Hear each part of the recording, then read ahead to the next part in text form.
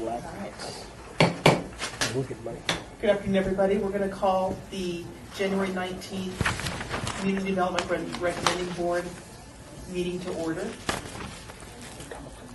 Staff, would you like to call a roll for us?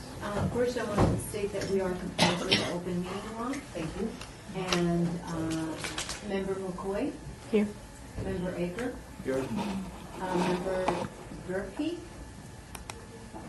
Absent. Member Hogarth? Absent. Member Cervantes? Here. Member Miller? Absent. Member Kappas? Here. Member McFadden? Here. Member Hartley? Here. Member DeSalvio? He's no longer on the board. That's right. Member McGrath? Absent. Member Alseling? Here. Member Jordan? Here.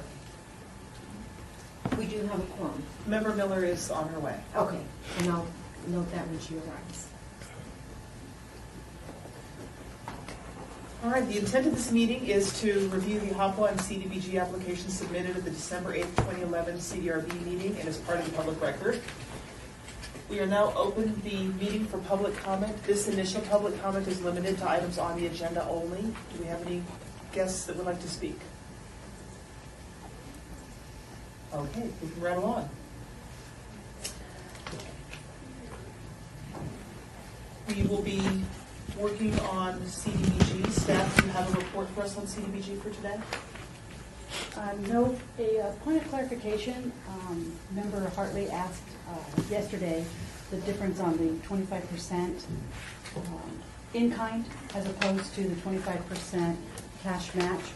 The cash match is a mandatory, and staff is verifying all of that. That's part of our scoring process. So by the middle of next week, you should have all the scores in to look at. So you'll be able to see the scores from staff as to whether or not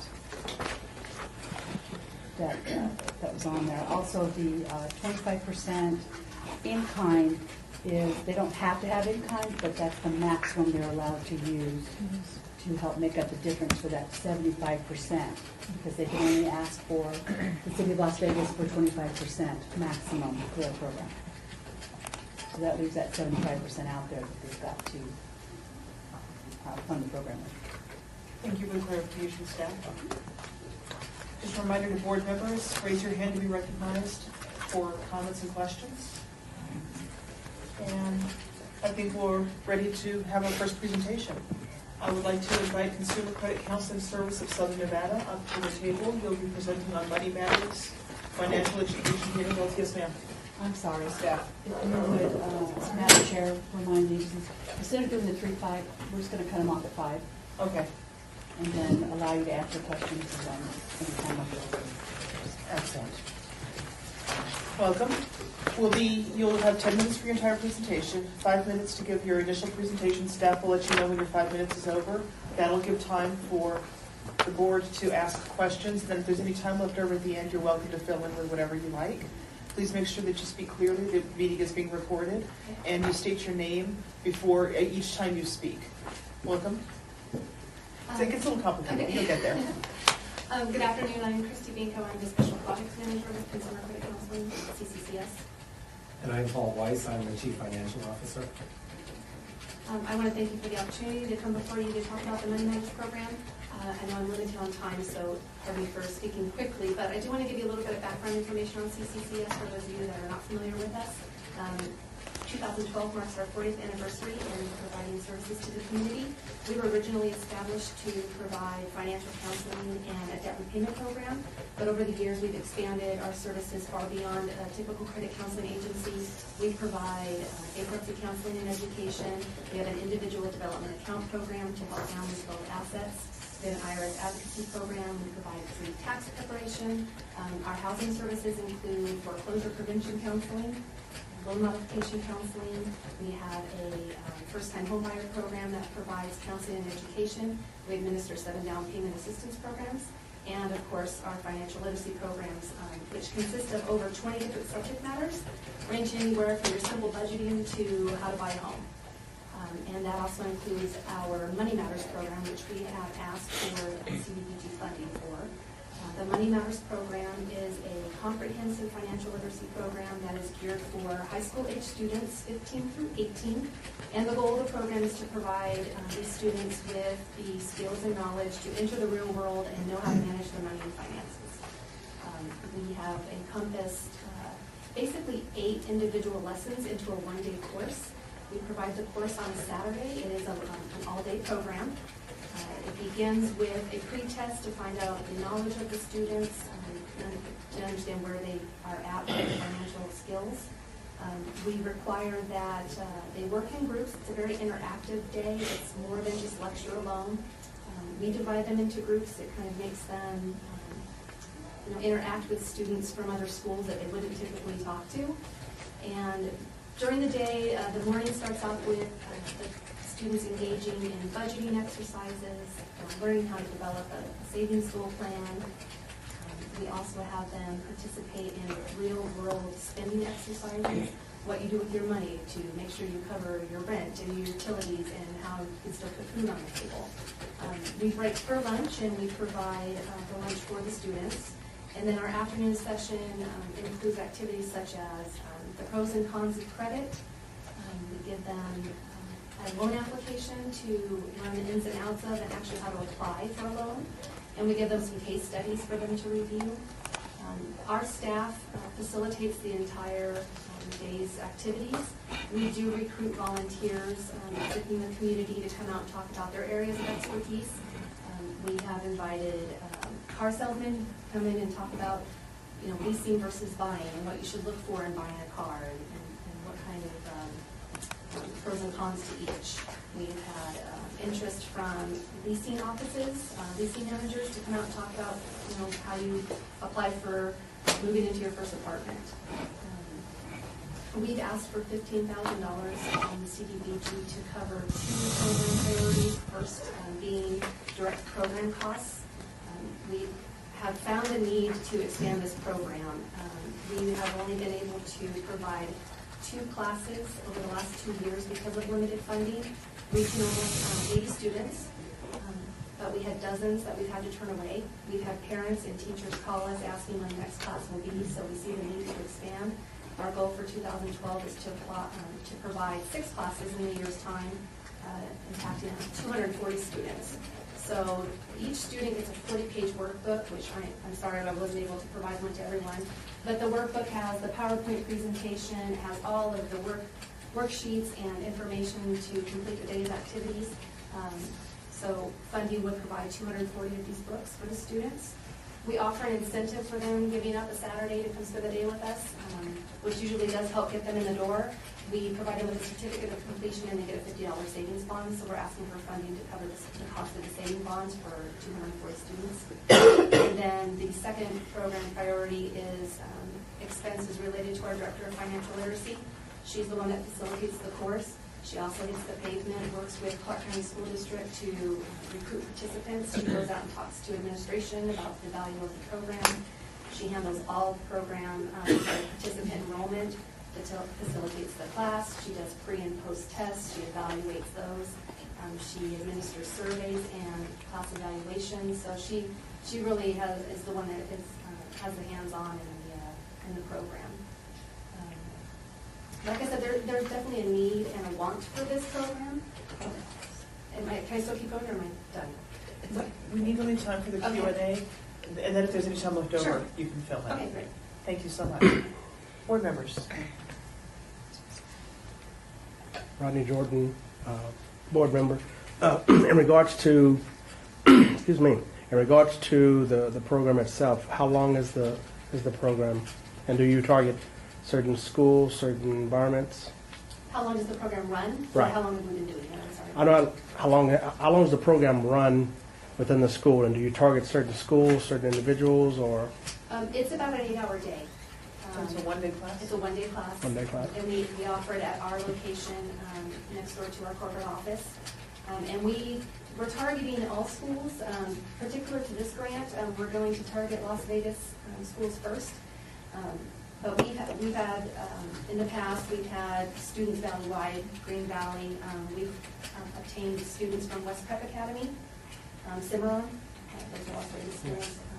And, I mean, there is an emphasis, we always try to emphasize reach to low and moderate income households, at-risk schools, so they're definitely, we're trying to reach a larger audience. Do you end up getting more parents and students? We get a lot of parents that have asked for their students to be enrolled, because it's geared from 15 to 18. That's our target population. But we have, I mean, I can tell you the last time we had the class, we keep the class maximum at 40, and we have 120 people enroll. And we have parents calling asking can you squeeze in just one more? When's the next class going to be? And we haven't been able to do either or, so. Thank you. Board Member McCoy, the students that arrived there, first of all, I wanted to ask, how long have you been doing this program? Now, we've been doing financial literacy for high school age students for decades. We have actually a series of 8 individual classes that we have provided by going out to high schools. Unfortunately, because it's a series of 8 and finding an hour for each is difficult for teachers to commit to. I mean, their day is already stretched thin enough. So we've kind of brought those 8 classes together and put them into a one-day program. We started that in 2010, and we've done 2 classes since then. And just a follow-up question. So do the director that goes out to recruit the students, is it a first come, first serve, and the first ones that come there are the ones that get invited to stay, or how do you guys discern who gets to be a part of that if you have only 40 It is on a slots? first come, first served basis. The first time we did the class, we were hitting individual schools, and since then we've partnered with Clark County School District Partnership Office for them to spread the word. And if there are schools that are interested, our director will go out and meet with their administration, kind of sell them on the program, and then they spread the word to their students, but it is on a first come, first serve. And of course, we do hold on, I mean, all those registrations that we unfortunately had to turn away, we had held on to them in hopes that we can invite them back. Board members? Okay, then I have one more. Go ahead, Dr. McCoy. Board Member McCoy, then how do you measure the success of the program once they've gone through the 8-hour course? How do you measure We if it's been provide successful? a pre-test and a post-test, which I believe consists of 10 questions. And that's just at the end of that day, though. We do it at the very beginning of class, and then we administer it again at the end. And I can tell you that of the nearly 80 students, their average pre-score test has been only 74%, and their post-test is 96%. So there is definitely an increase in knowledge just by that one-day course. Defender Pappas says, do you do anything to follow up? I think where Member McCoy is going is, do you do anything to follow up the year after, 5 years later? You've been doing this for 40 years. Has anybody come back to you and said, you guys saved my life? I mean, anything like that we know? I can't say through this program just because the small amount of time that we've been doing it, but we do provide a follow-up survey, typically 30 to 60 days after they've attended the class to see if there's anything further we can help them with. I mean, even though they're just 15 to 18 years old, typically most of them might have their first job and need to know how to really establish that budget and prepare them for moving out of the house or going off to college. So, and we can provide that financial counseling, give them a realistic budget to live off of. But we do follow up with them to see if there's any additional services we can provide them, or if it's something that we don't provide that we can direct them to another resource. That's just after the 30 to 60 days. You don't follow We up haven't after done that? anything further after that, but it would be interesting to see. It would be very interesting to touch base and see how they're doing. That's time. Thank you so much. Thank you. Thank you so much. Yeah, it was. Appreciate you guys coming in and spending the time. Thank you very much. We'll be making decisions on the 31st. Okay. Yes, ma'am. Thank you very much. Yeah, we appreciate you guys coming. Thank you. Thank you. Appreciate your time. I forgot to ask if any of us have any conflicts that we might need to divulge before the meeting. I apologize for skipping that. No potential conflicts? Excellent. Our next presentation is going to be Family and Child Treatment of Southern Nevada, presenting family and child treatment for domestic violence. Go ahead and have a seat. We'll call on you in just a minute. We're going to let our boards get situated for the next presentation.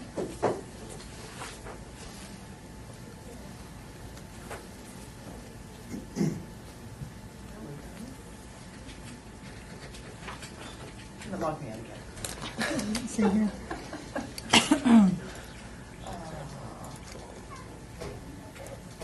They're working on extending our timeout period so that we don't get logged out between sessions.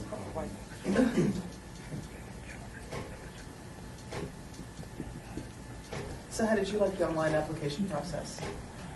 You know, I'm actually here for our executive director, so. So you didn't get to do it? I didn't get to. Okay. I was able to avoid that, so. I imagine if that was an option, that's probably the best way to go. Well, in exchange, I ended up here, so. Well, we do appreciate you coming.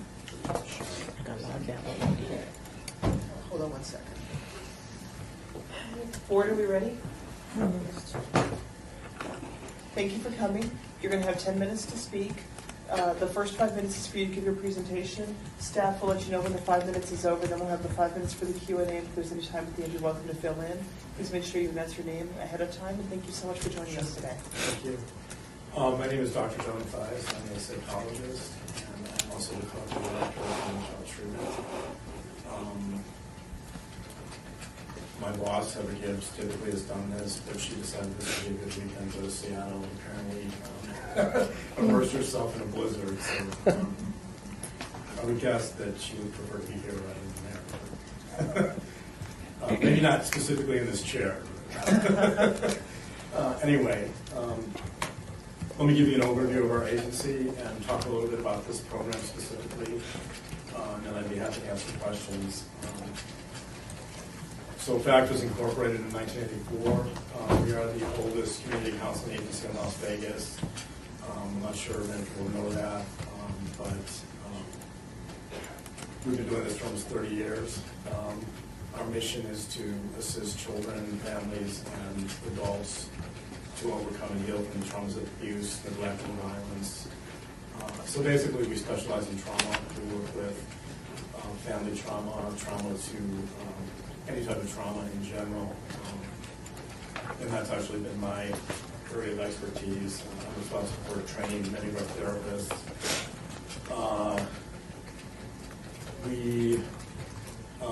I would have to say we're probably known for two things the most. One would be we've trained a good number of therapists in this community over the years.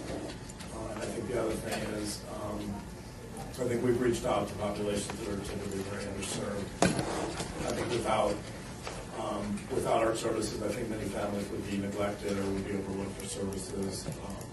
We're very fortunate to receive public dollars and grant funding to perform our services, and because they can underwrite a lot of our services, we're very lucky to have populations that typically wouldn't be served otherwise. So we tend to be kind of the agency of last resort for many families, and that's a privilege for me and for us to really make a difference in people's lives who typically wouldn't have a chance to get help.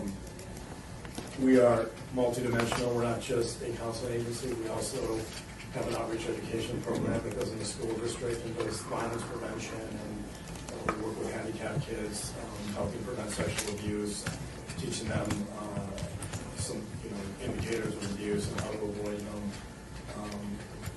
We do a lot of work with the court system, judges, CPS. We have a program now where we're working with teen prostitutes as well.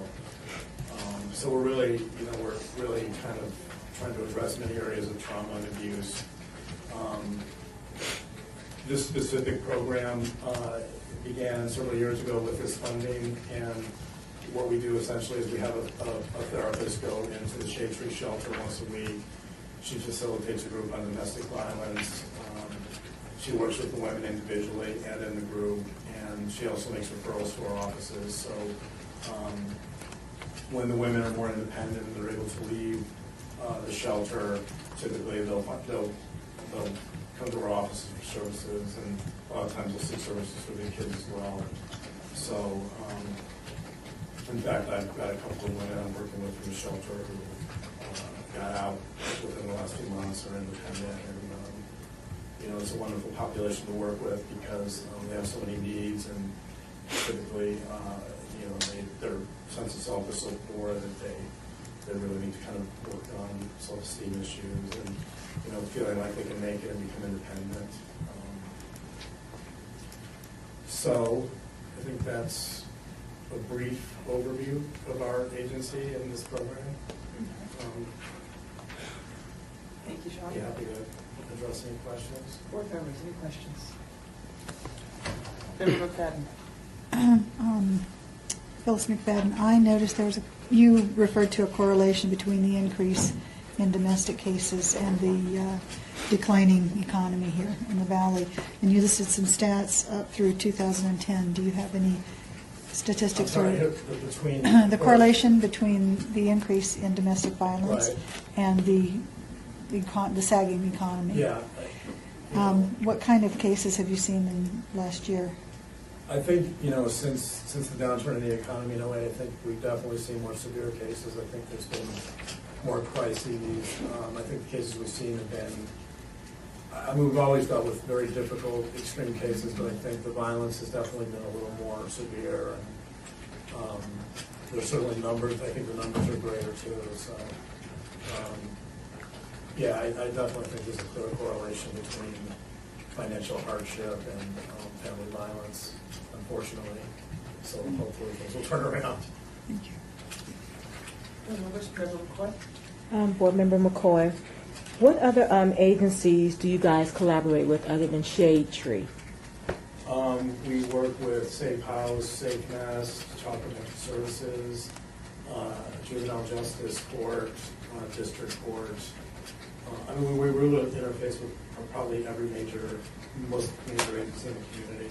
We make referrals to Bridge, community counseling, public counseling. We've been around long enough that we really try to work as a team with community agencies, and even so, I think we're still, we still fill a necessary gap.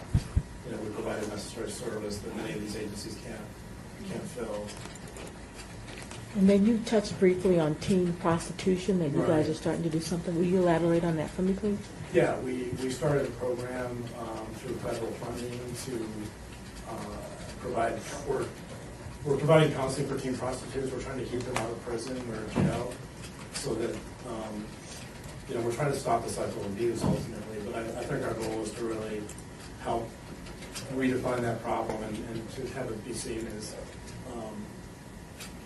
to have teen prostitutes be seen as victims of abuse rather than as felons or perpetrators. And I think that's sort of what's going on now, is the reason why they're in the system frequently and repeatedly is because they're treated like they're criminals, where these are, little girls who basically almost all, 90+% of them have been sexually abused. So we're trying to treat them as abuse victims rather than as, criminals.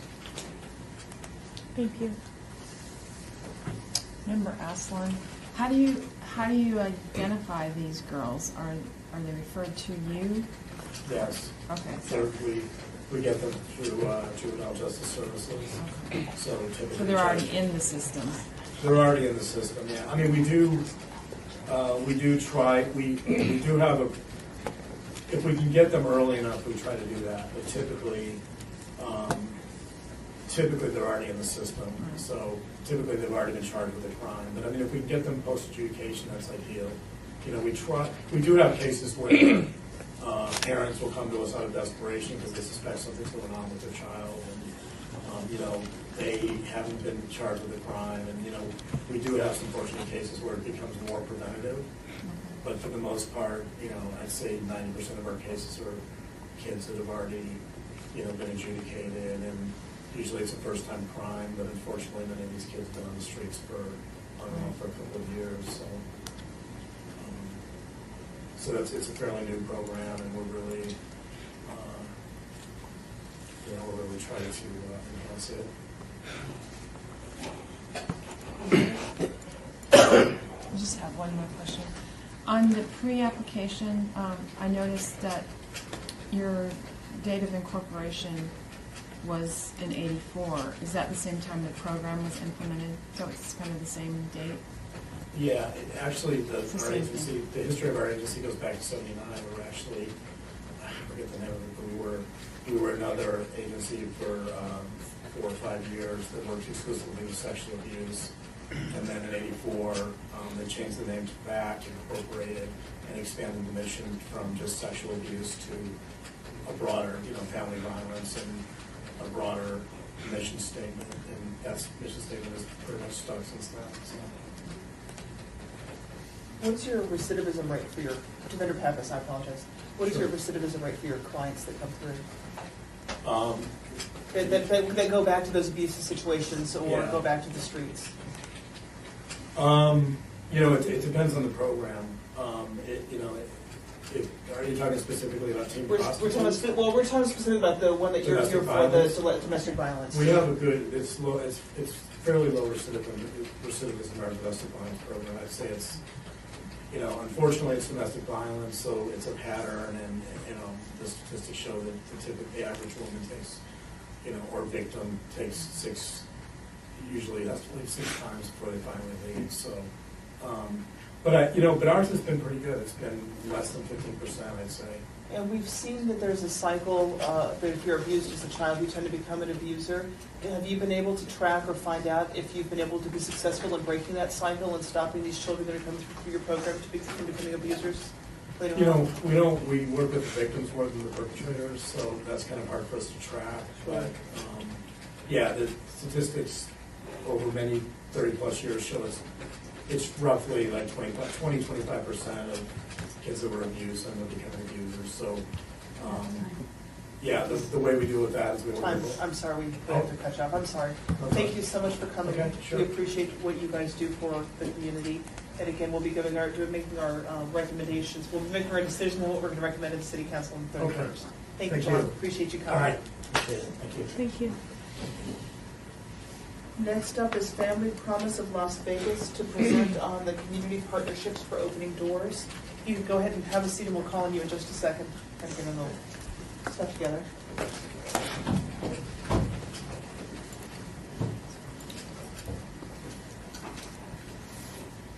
Is everybody ready? Okay, same spiel, you'll have 10 minutes. Sean will let you know when your 5-minute presentation time is passed. If you use less than that, that's fine. We'll do our Q&A, and if there's any time left over, you're welcome to fill in as much as you like. Welcome, thank you for coming. Thank you.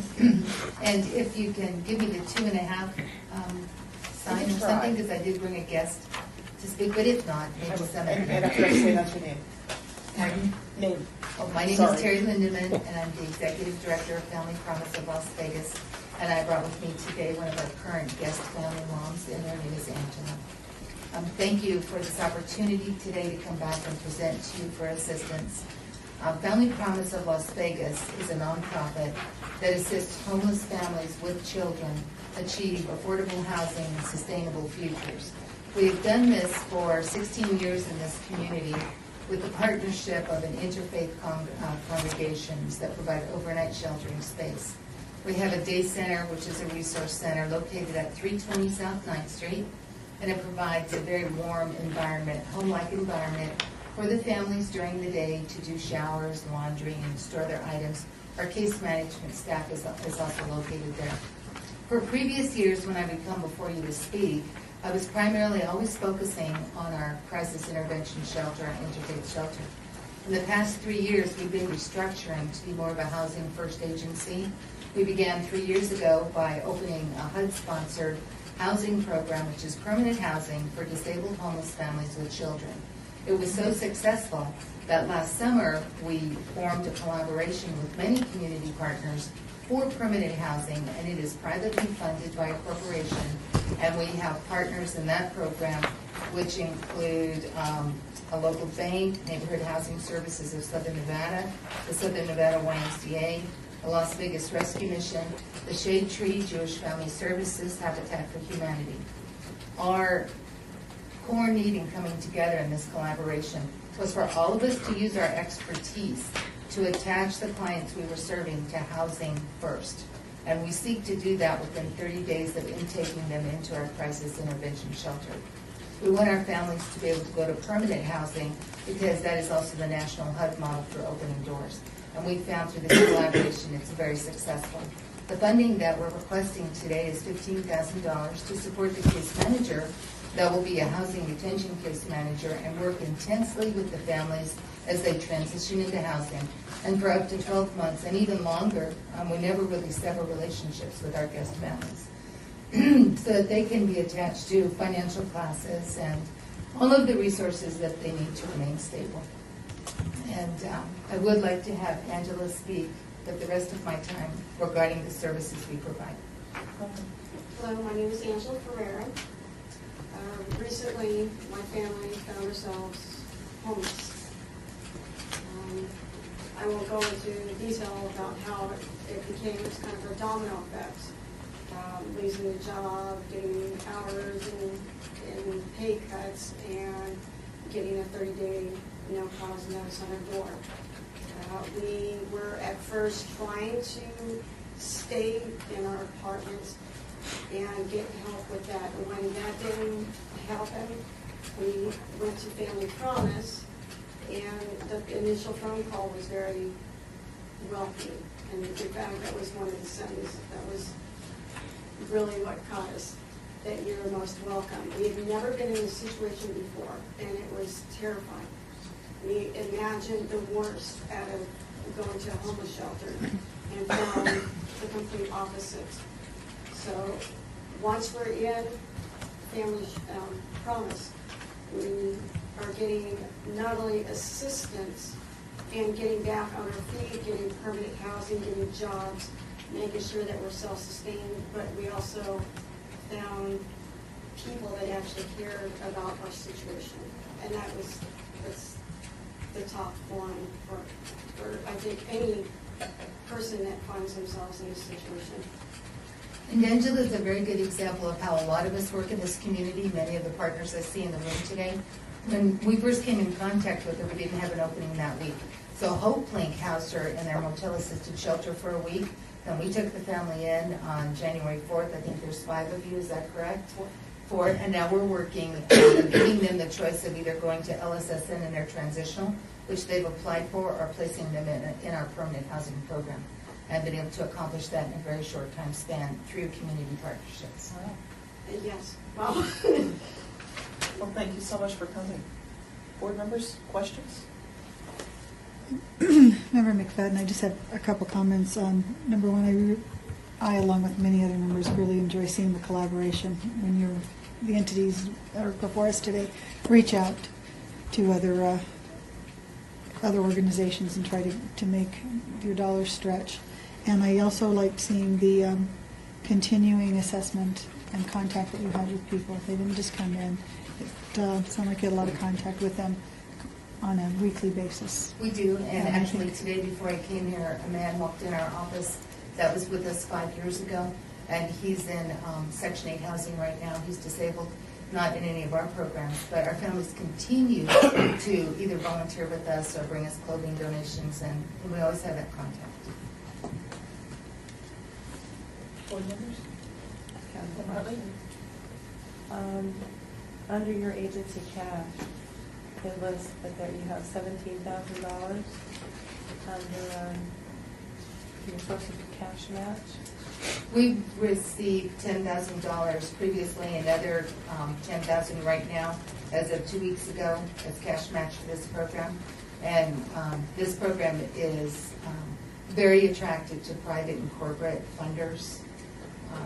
We received a CarMax grant, one from Credit One Bank, and they have sent us a notice they're going to continue to fund us. Okay, because I've noticed that you don't reflect that in your budget. Under committed funds in your budget, it says 0. That would have been an error on my part. My apologies. Okay. I kind of listed that. Board members? I'd like to, Angela, thank you so much for coming in. I can't imagine the bravery that it takes to come and expose what you've been through. Thank you so much for coming and sharing that with us. It really helps the board to understand and to see the impact that these programs have. You, again, congratulations on your collaborations. On your application, you indicate that you have 2 current and 2 proposed. Are you looking at increasing your staff? Excuse me? Under staffing, you indicate that you have 2 current staff and then 2 proposed. Are you Yes. looking at increasing? We are, because we are also accepting the One Congregation, One Family program from Maria Castillo Couch, and we're going to be redeveloping that and implementing that in the summer. So we are going to be a much different agency when I come before you next year. We're going to have more staff on the housing retention side and a program manager for the congregational mentoring program. Well, we do appreciate when we see these groups that come together that are doing these collaborations and doing these mergers, because recognizing that while maybe there's not a duplication of service, there's a place that you guys can work together and make everything better, so we appreciate seeing that. What's your recidivism rate with groups, with families? Do you have families that bounce back to your program? Are you very successful in getting them, helping them get back established on their own? About 80 to 85% of all the families that go through our program achieve housing, employment, and remain sustainable. And sometimes it's 90%. Sort of depends on what's going on in the community, Sure. unemployment, et cetera. But because of our intense case management and we have so many touches with the families even they move out, we have a very low rate. Our families are successful, they remain successful, and they continue to communicate with us years, 2 years, 3 years after they leave. That's wonderful. Again, what you do for the community, what you do for our, for the people that are so hardly challenged, I'm not getting the right words out here, but that are being so badly affected by our economy right now, we appreciate what you do. And it is total collaboration. We're a great community, and all of us that are in this room, I see all my partners. Do they call us, we call them? Like We get old it homes taken here. care of. Yeah. Board members, any more questions? No, thank you. Do you guys Thank have you. anything you'd like to add? You want to add anything? Just to kind of elaborate. Sure. You have about a minute, right? Yes, the fact that they do come together to help you. There are so many people out there that really need, I mean, we were very lucky. There's so many people out there that are homeless, and it's not their fault.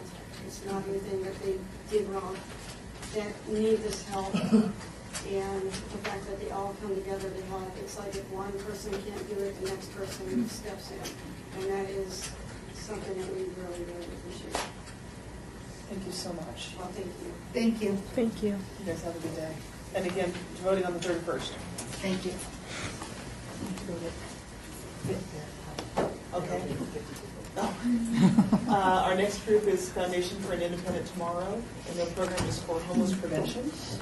And she's going to. Okay, so go ahead and have a seat and give us just a minute. We'll call on you in just a minute.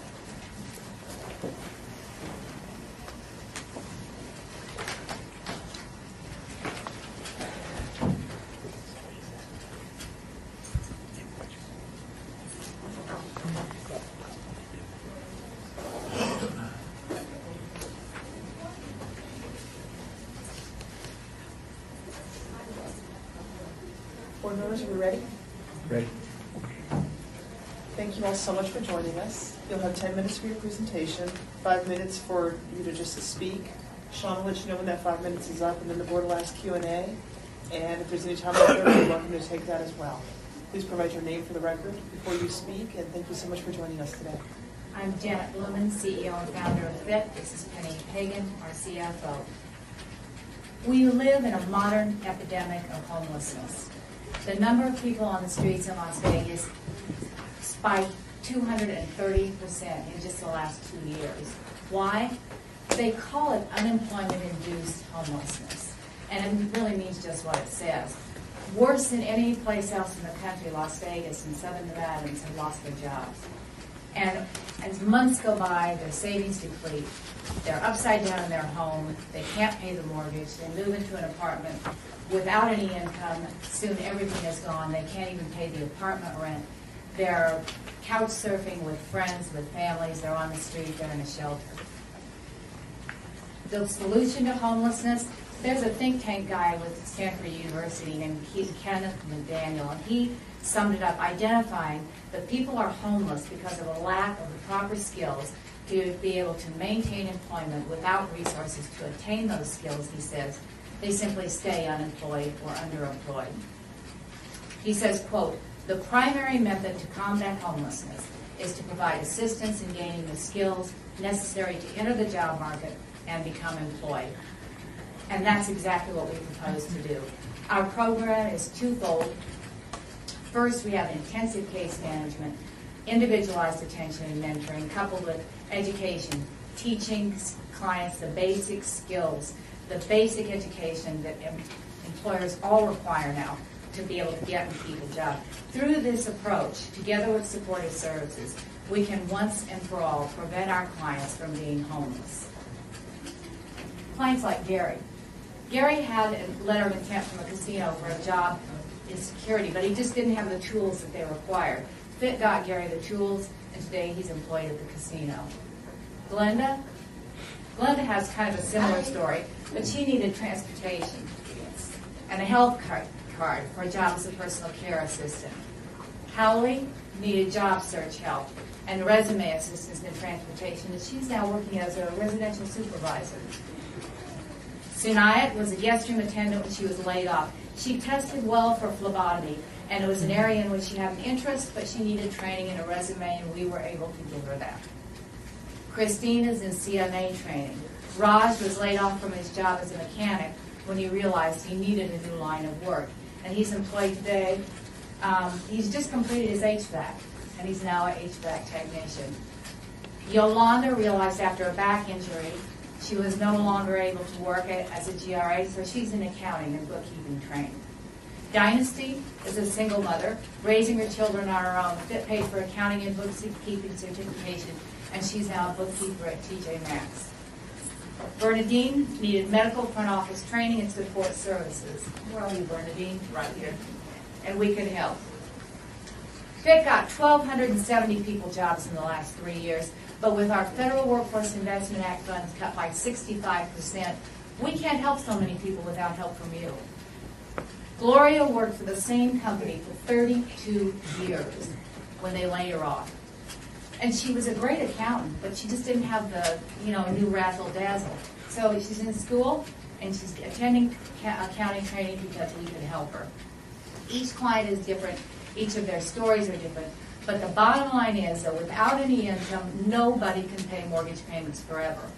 And nobody can pay rent forever.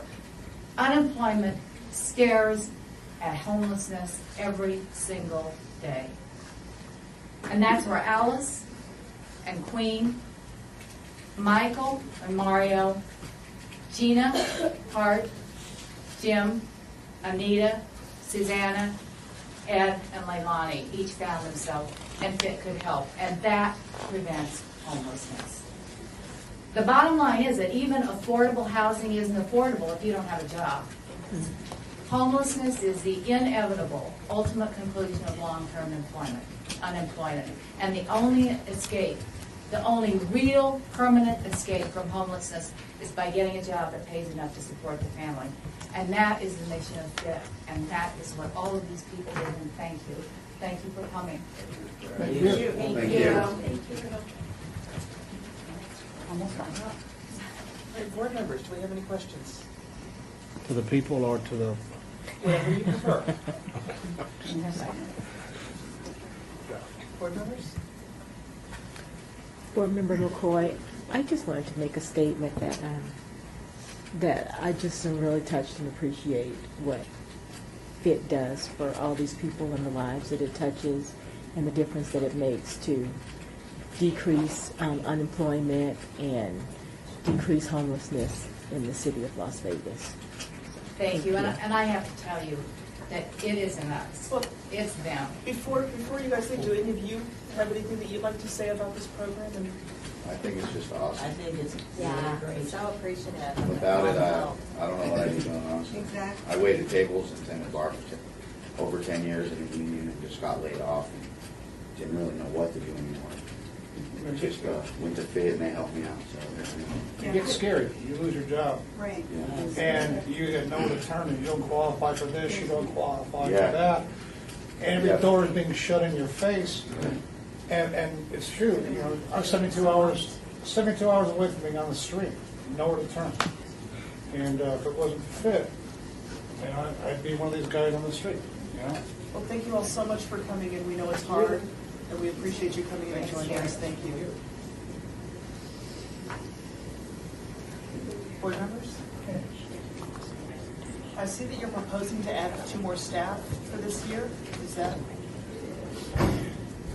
when we looked at there's a staffing question that says proposed You know, I to. think it was sort of I think what our intent when we answered that question is that there's 2 employees that are currently employed and we're proposing to keep them on. Okay. With assistance. I think we misinterpreted. So you're doing all of this with 2 employees? Well, with the money that we have asked for the city, we will do it with the 2 employees. Because we didn't want to ask for a lot more, and because we pay not only our employees, but, we buy bus tickets and gas vouchers and food vouchers and pay tuition for, the schools that you heard our clients talk about. So we pinch every penny that we can. We collaborate with everybody. I mean, we don't duplicate any services. We talk schools into giving discounts, and we just try to make everything count. So, I'm sorry, just for clarification on my part, Board Member McCoy, you did say the requested funds were just for 2 employees from our organization? Yes. But the funds are for staff. It's only about half of it is for salaries and print. And the other half is for 49,000. program delivery costs, for instance, like the bus cards and that kind of thing? Right. The thing is, it doesn't help if you pay tuition to go to school and you have a mom sitting there thinking, I got 3 kids at home. How am I going to feed them? Yeah. How do you, Director Pappas, how do you find your clients? Or how do We they had, find you? actually, I counted the referral sources just because I was interested as we started the new year. And we had referrals from 79 different places in the last year. Schools and churches and other social service agencies and the court system and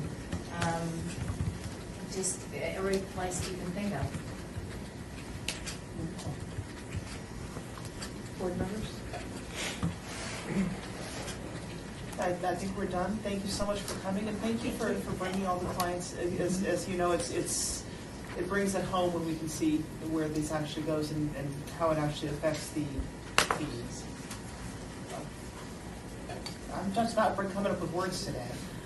Well, and it is, I mean, we really appreciate our clients for coming because, you get a new job and then have to take off and take a bus all the way across town. And so thank you for hearing and thank you for letting them all in. Thank you. Have a wonderful day. Thank you.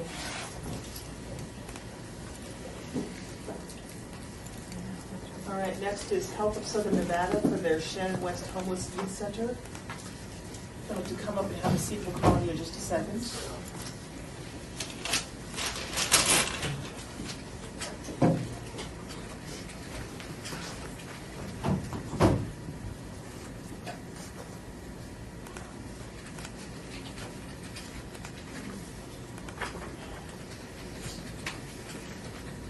Board members, are we ready? Ready. Welcome. I know you guys have been before us before, but we'll do the spiel anyway. You've got 10 minutes.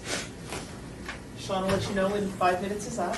That'll be your open presentation, and then we'll have 5 minutes for Q&A. And if there's any time left over, you're welcome to fill in whatever you'd like. Please remember to state your name before you speak every time for the record, and thank you so much for joining us today. Thank you very much. My name is Philala Riley. I'm the Vice President and Chief Operations Officer for Health of Southern Nevada. To my right is Kelly Robson. She's the Director of Homeless Services, which includes the Shannon West Homeless Youth Center. And this is Jennifer Barcelona to my left, and she's our finance manager. The request we have for you, before you today is for 2 full-time counselors/case managers at the Shannon West Homeless Youth Center. It is located on the corner of Four Master Lane and Las Vegas Boulevard North, right there in the heart of the city of Las Vegas, and the corridor, as we refer to it. Sometimes the Corridor of Hope, I believe, is what we're calling it now.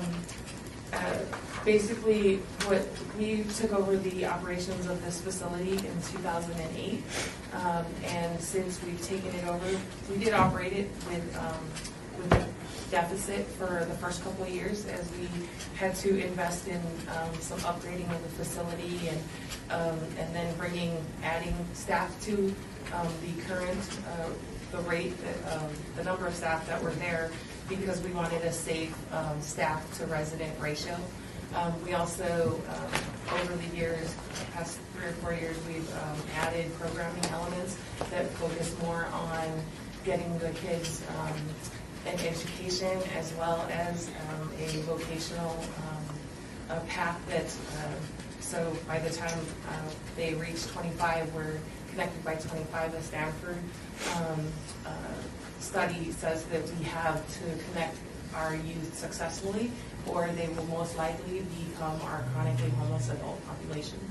And so it's a 64-bed facility. We've averaged 45 to 50 kids at any one time. They range in age from 16 to 24. Although we like to focus on the 16 to 21, and they need to stay with us longer until they're 24. They're more than welcome to. However, most programming we found appropriate to try to transition them into our adult programming where they can go from a dormitory room setting at the Shannon West Homeless Youth Center to an apartment setting and learn more life skills and whatnot. Now these case managers are responsible for a very structured program, a very structured case management plan with these individuals, and our kids often come to us with educational deficits, social deficits. They don't understand how to interact with the adult world that they've been thrust into. Some of them are adjudicated, some of them become homeless because of poor choices they've made, some just because their family situation has brought them to us.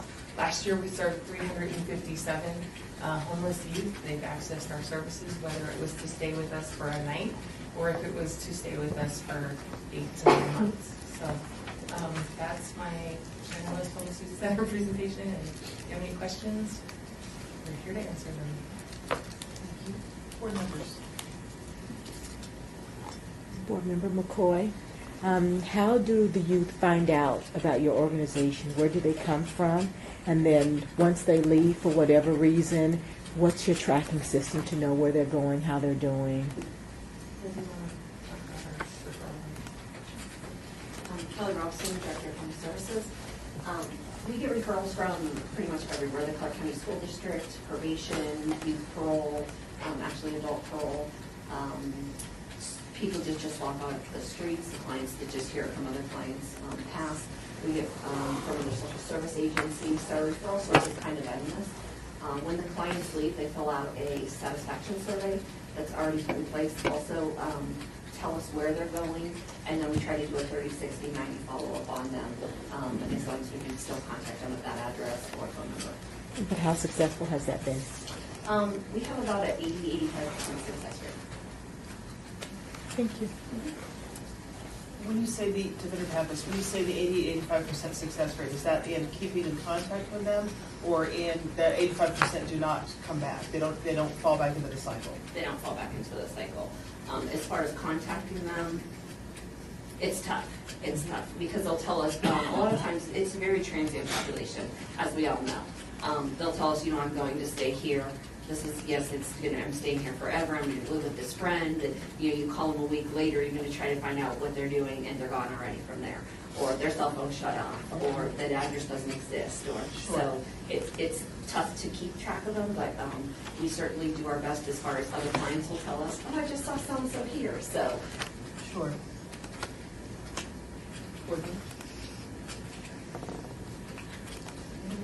Obviously, some of these situations, the children are leaving family situations that are intolerable that they can't stay with. But there are some situations, what kind of effort do you make to reunite them with their families? When I was a teenager, I was not a happy teenager. I imagine that there's some situations where the kids could go home and they should go home. What kind of efforts do you make to determine if that's the situation to get them home? When the clients come in, we do a 12-page in-depth assessment on them, and part of that is family. So if the client's coming in and they have a good relationship, like especially a lot of our PMP kids are parole probation, and family reunification may be a goal that they have, then we'll definitely do family counseling. We'll work with the family. We'll do whatever we can to reunite that family. Even if it's not where they want to go back and actually live with the family, we'll do our best to bring the family in and mend that relationship. So even if they want to go home for Christmas Day, they could actually do it without having like explosive arguments and, you know what I mean? Yes. They can have an actual normal type happy conversation with their parents. So we look to reunite the family as much as possible, as much as the youth actually wants them in their lives. Most of the kids that we get that come, they're done. They're absolutely done, so. Thank you. Board members? Question 18 on the application asked what the average cost per client is, and it shows that the City of Las Vegas clients are actually about $800 more, $750 more than all of the clients. Is there a reason for that, or is that just how it works out? Just pulling out the calculator. I'm pulling up the calculator because you know what happened is the online application, when you put in what the ask was and did just the simple formula divided by the number of clients that we were going to see, it was not letting us use just the ask. It was, I think we had it to add in our in-kind or something. Okay, well, when you get a chance, let Sean know about the challenge that you faced there so that we can get that fixed for the next year's program, next year's Okay. grant cycle. But I believe That answered it. That's what it was, is we had to add in the in-kind. I had to play with it a couple different times in order for it to let me submit. Gotcha. Okay, thank you so much. Board members, any other questions? Yes. Member Aslam, so you're targeting the 16 to 21-year-olds. What happens if a 16-year-old comes into your program? Do they stay there till they're 18, or do they go into a foster care situation? Or, I mean, kind of explain, is it expected that they would stay with you until they become an adult, or that's kind of... Yeah, actually, when they come in, if 16 and 17-year-olds have to be signed in by a parent or guardian.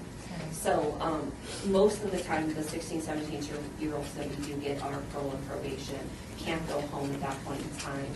We do have a few who literally both parents have left the state. Oh, I am so sorry. They're just an unaccompanied youth.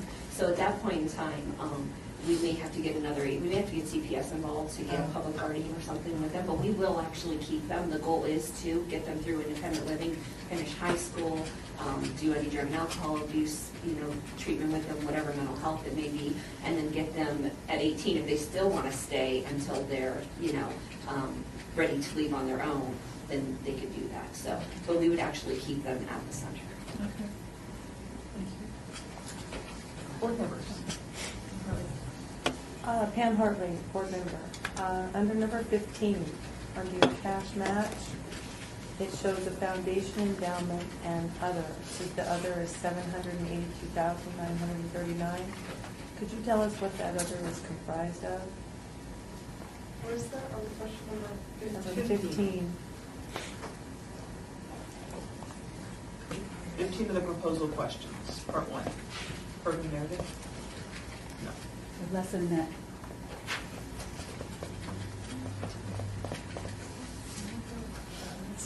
It says, please list the sources of cash match using a dollar amount.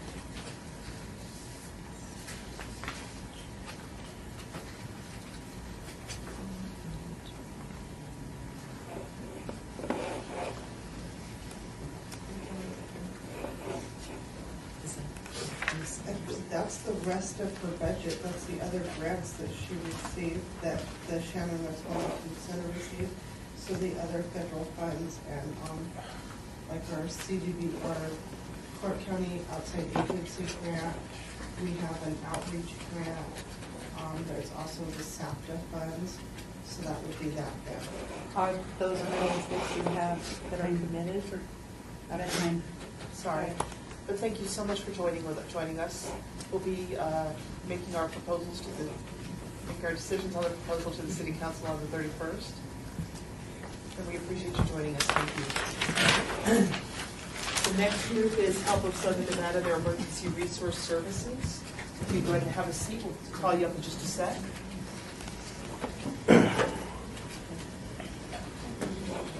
It dropped again. It dropped again. And board members, other than poor Ronnie's computer, are we ready? Welcome, one more time. 10 minutes. Sean will warn you when the 5 minutes is up. Please state your name for the record. We'll ask our Q&A if there's time at the end. You can read yourselves. Thank you so much for joining us. Again, Jamal O'Reilly with Help of Southern Nevada. To my right is Kim Price now. She is the Director of Emergency Resource Services, and to my left is Jennifer Russell, Finance Manager for Help. And the request that we have before you is for the Emergency Resource Services, which is actually our, if you would, our triage department at Help of Southern Nevada. When many of our clients actually enter services through Emergency Resource Services, they handle most of our, what most people would consider traditional social services, whether it's rent, utility assistance, it's food. They also handle the hospital case management and food cards.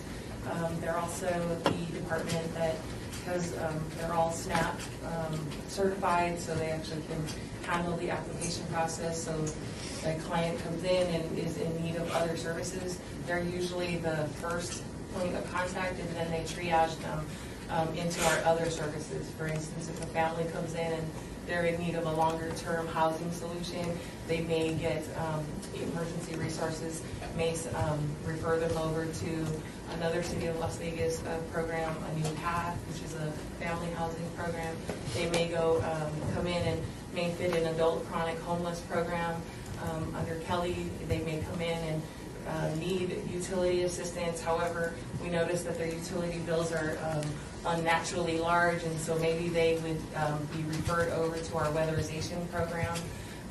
They may be underemployed or unemployed, so we would, they may, part of their case plan, refer them over to our Work Opportunities Readiness Center, which is basically soft skills training, teaching people how to interview, getting them ready to acquire the position rather than teach where fit teaches, gets them training for a specific vocation. We actually handle the soft skills part where it's get them the job that they are qualified for, help them put their best foot forward, get them dressed for that interview, and help them interview successfully for the position that they're applying for.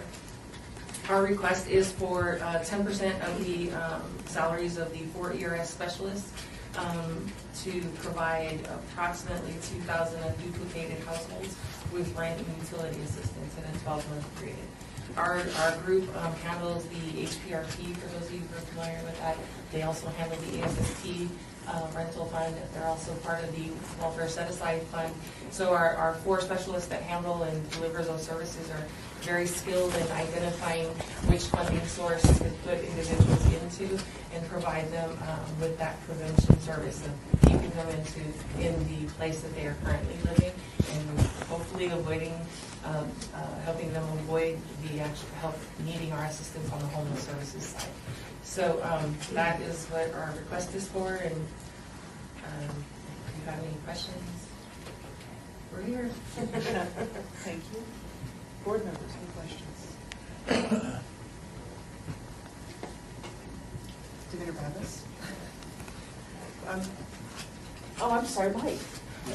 Mike Aker, a board member. How often can they use your service? Is it a one-time thing? It's one time in a 12-month period that they can utilize or try to access rental assistance. We utilize the HMIS system. All of our programs do that are social services. So we, before anyone is help assisted, we do look up HMIS to see if they've received any of the funding sources that are out here in the community as far as rental assistance. So we stick pretty staunchly by the once in a 12-month period. Can I just add to that, the once in a 12-month period, Kim Price, Help Southern Nevada Director of your Emergency Resource Services, in that once in a 12-month period, they could come in, for instance, in May, and they could receive, depending on what funding source that we are working with, they could receive 5 months worth of assistance, but it's one time of an intake to come in. The clock starts in May, so that in June of next year they could come back and Right. Okay. Board members? Divender Pappas, question number 2, you're going to be adding 2 new employees to this program? Or is this to help with the salaries for those 2 current. existing? Okay. On question number 7, you indicate that you're going to be assisting 2,735 clients. But on question number 2, we ask how many will be provided services if you receive 100%, 75%, 50%, or 25%. And you indicate 5,470 if you get 100% of the funds. I'm sorry, what number is that? Question number 7 and 22. Okay. Yes, seven shows that you'll be helping 2,735 clients. Look at the verbiage for that question. Give me 1 sec here. The verbiage is, on average, how many low-income residents does CLV residents does your organization serve annually? How many are unduplicated? And it's 22735. Again, on question 22, we ask if you got 100% of your funding, how many of the clients would you be able to service? And you could tell us 5,407.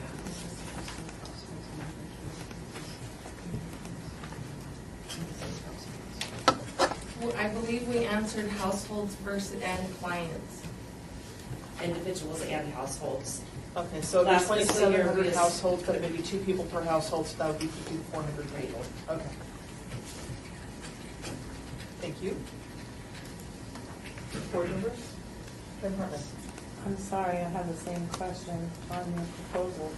Under your proposal, I'm not, Number 15. 15, it's the other is the grant funds that are received for that department. So it would be United Way Immediate Needs. It would be We Staff and SNAP would be the other grant funds that are received there. Okay, it's just under your budget, you don't list that as committed funds. Because we haven't received commitment letters for it as of yet. Okay. Divender Pappas Board, we always have a challenge and obviously that's something that we can maybe work with Sean in fixing on the application in the future. We always have a challenge and we want to know that our clients, that the people that are coming to us are not looking strictly to us, that they're looking for the resources and trying to find everything. But obviously, with the questions, it's tough to know committed, not committed. So maybe we can work with Sean on the future applications, make it a little clear for us. So thank you for clarifying that for us. Board members, any other questions? Would you guys have anything you'd like to add?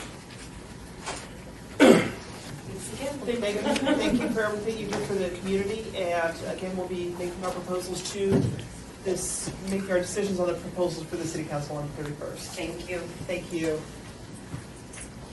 Next up is the Jewish Federation of Las Vegas, presenting the Las Vegas Senior Lifeline. Just going to have a seat and we'll call on you in just a second.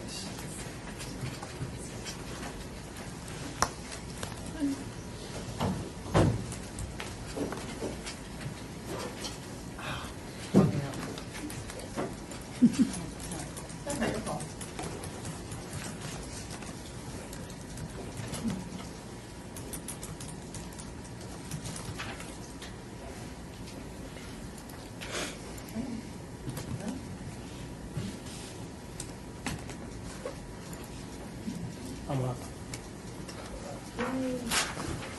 All right, board, are we ready? Yeah. Yes. As I'm sure you guys have heard, you'll have 10 minutes to speak. Sean will let you know when your 5-minute open presentation is up. We'll do our Q&A. If there's any time at the end, you're welcome to fill in. Please remember to present your name each time before you speak. Welcome. Thank you. I'm Elliot Karp, the President and Chief Executive Officer of the Jewish Federation of Las Vegas. With me is Rachel Festenstein, Director of Senior Lifeline, and Anthony Greenwald, our Chief Financial Officer. I'd be remiss if I didn't start by first thanking you for your service to our community, to our city. It's indispensable, and not just on behalf of the Jewish Federation, but all of the truly remarkable groups that are coming before you in terms of the services. Sitting here listening to their presentations only emphasizes to me the importance of what it is that you're providing to our community, enabling organizations like all of ours to provide vital social services in our community. And in particular, thank you on behalf of the senior adults who we help to provide services for at Las Vegas Senior Lifeline, a very important program providing non-denominational care, compassionate care for seniors who are low-income, frail, but enabling them to live independent, autonomous lives with our help and our support and the support of the city is indispensable to us. I'd like to turn it over to Rachel to give you a little bit more of the narrative as to who we are and what we do at Senior Lifeline. Hi, thank you very much. I apologize, I'm suffering from a cold, so most of us are. Our services are designed to assist seniors 60 years of age and older with qualifying income to live independently in their homes and to try and avoid the nursing home placement. Our approach is to expand services always, and as we came to again this year, the goal was to support the approach and to expand the services for our low-income, frail seniors and to integrate all of the psychosocial aspects of care.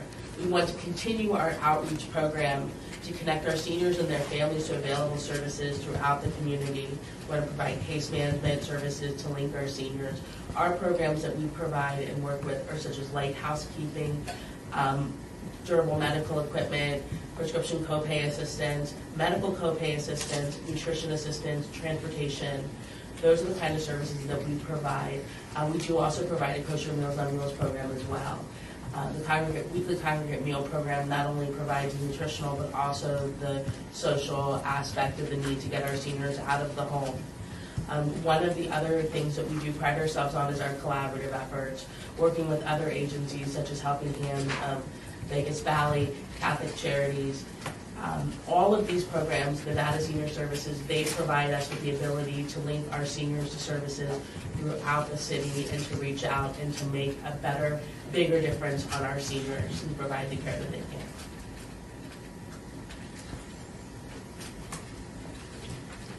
That's it. Thank you very much. Yeah. Board members, questions? Board member, oh, I'm sorry, go ahead. I'm sorry. I didn't look at it. Ladies always first. I have 9 sisters. I'm paranoid. Ladies always first. I think I just wanted to make a comment again about your collaboration. Nice job.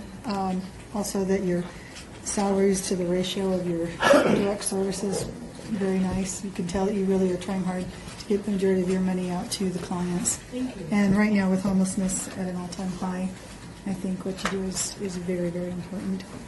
And that you are very good about interdenominational help. That's very nice to see. If I can, I very much appreciate that, and your last point about it being non-denominational, interdenominational. I can speak as a Jewish individual that we believe very deeply in the notion of what we call tikkun olam, repair of the world. But in our Bible, it doesn't say repair the Jewish world. It says repair the world. And therefore, we take very seriously not only our responsibility and obligation to our community, but to our broader community. And it's precisely because of that that we really work very hard at the collaboration with other agencies, with local government, and other faith groups to provide the services, irrespective of who the individual is, what their faith, what their religion, what their background is.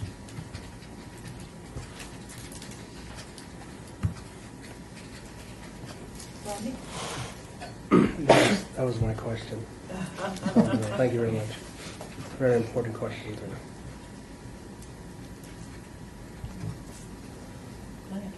You have plenty of time with them. Do you have anything you guys want to add? Okay. I would like to share one other thing that I had written down. In our grant, one of the things that we talked about was the importance of caring for our seniors, and because of the economy, we have so many seniors that are aging in place.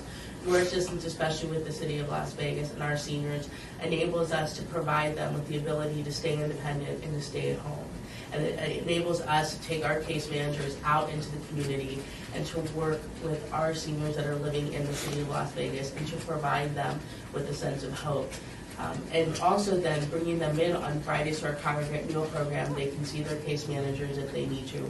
our goal for this year is to continue and to be out in the community more and to continue the collaborative partnerships. Because we found, for instance, with our partnership with Helping Hands of Vegas Valley, for instance, it allows us to reach out to more seniors that we may not have known about, and at the same time, they can use some of their resources as well. For instance, we work with 3 Square and their Senior Share program. They provide twice a month a food package that guarantees a senior 4 days of meals and healthy nutritional meals. With the assistance of Helping Hands of Vegas Valley, they are now able to deliver those packages to our non-congregate meal clients, something that we have not been able to do. So that enables us to take 3 Square's mission and reach out and go into the community. And that is something that we can do for our City of Las Vegas clients. Board Member Jordan. I noticed on one of the questions in regards to the agencies in which you applied for. You applied for the Clark County, City of Henderson, State of Nevada, but nothing from the City of North Las Vegas. Is that for obvious reasons, or, is there a reason why? I wasn't aware of any opportunities in the City of North Las Vegas for us to apply for that we qualified for. I mean, we certainly look at all of those opportunities, and I mean, we apply lots of different places, but I guess City of North Las Vegas, I wasn't aware that there was anything that fit our model. I was wondering. I was commending you on, you hitting all aspects, and then of course, without Jess. We're going to take a look at the city. Yeah, we'll see. And I say at this point in time, we've looked to the City of North Las Vegas, and they just, like I said, they haven't had anything available that fit our model. Gotcha. We do have many clients in the City of North Las Vegas Right. that we are serving, and we're also now, we just recently, just this week, spoke with Regional Transportation Commission about reaching out more into the north part of Las Vegas as far as transportation issues, because there's some areas there that RTC isn't funding. And that's something I was alluding to, because I know you do a lot of work in North Las Vegas, and I would think you would try to, or they would, some collaborative effort would start happening Yeah, there. if they had funding available that fit us, we would be definitely going after. We're also going after more private foundation funding this year. I mean, Rich has been working really hard on trying to make those kinds of inroads as well to expand the programs and to bring in those funds. Thank you very much. Devinder Pappas, just to expand on that, I know that Sean gets people inquiring with her all year, asking for funds, but if they don't fit the criteria for the grants that we have available, then it doesn't matter. And so it sounds like North Las Vegas just doesn't have any programs that would fit that they would be eligible for. Okay.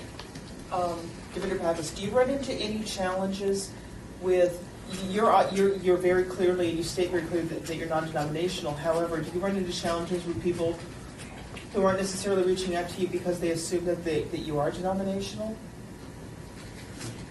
Yes, and the first thing is I sometimes work the intake line, and they'll say, "Hi, I'm not Jewish," and I'll go, "Okay, how can I help you today?" It's honestly, it's really that simple, and they always start that sentence, "Hi, I'm not Jewish." "Okay, well, we're Las Vegas Senior Lifeline. How can we help you?" And then usually my next sentence is, because it's on the intake form, and also out of curiosity, "How did you find out about us?" And the answer 9 times out of 10, thank goodness, is 211. We have a very big presence on 211. It is something, in addition to our verbal and people talking about us, understanding. But we make sure that our client base knows that we are going to reach out to them. That's one of the challenges that I know with some of the people that I know is there's great organizations like Catholic Charities. They won't go to Catholic Charities because they're not Catholic. I'm like, it doesn't matter. We also find the same challenge on the funding side. Some people aren't willing to fund us because they think all we do is Jewish communal work, and that's certainly not true, especially with this program. Sure. So it's something that we have to fight on both sides, and that's gonna just getting the word out there, and like 211 and things like that, and promoting that kind of thing is something that we focus on to expand it. Well, I'm glad to hear the 211 is helping out with that. That's an amazing program that the city offers. 15 seconds. Are there any other? Good. Well, then obviously, if I can, maybe the last word. I started by thanking the committee. I also want to thank Sean because she does a remarkable job keeping us honest all year round with our reports and analysis. And it's important work, and we appreciate it. So thank you. Yes. Thank you guys so much for coming. Thank you. Again, we'll be making our decisions on recommendations to the city on the 31st. Wonderful. Thank you so much for everything that you do and for taking the time today. And I'm sick too. I hope you feel better. Yeah, I know. And my 5-year-old. So, thank you, everyone. Thank you.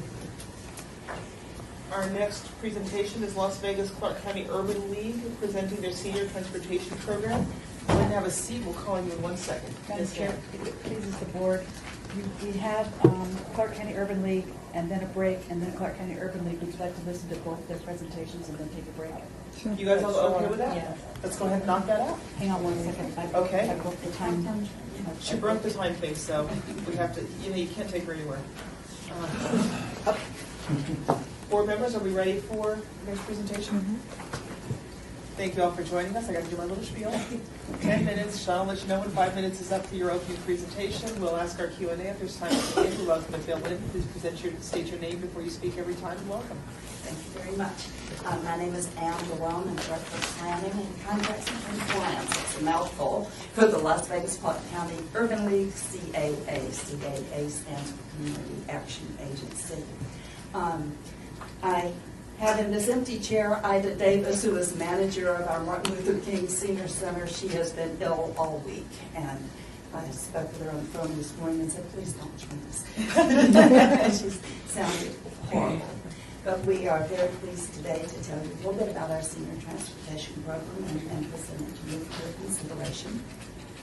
The Martin Luther King Senior Center precedes the Urban League in existence. It was formerly a program of the Economic Opportunity Board, which was a community action agency in Clark County for some time.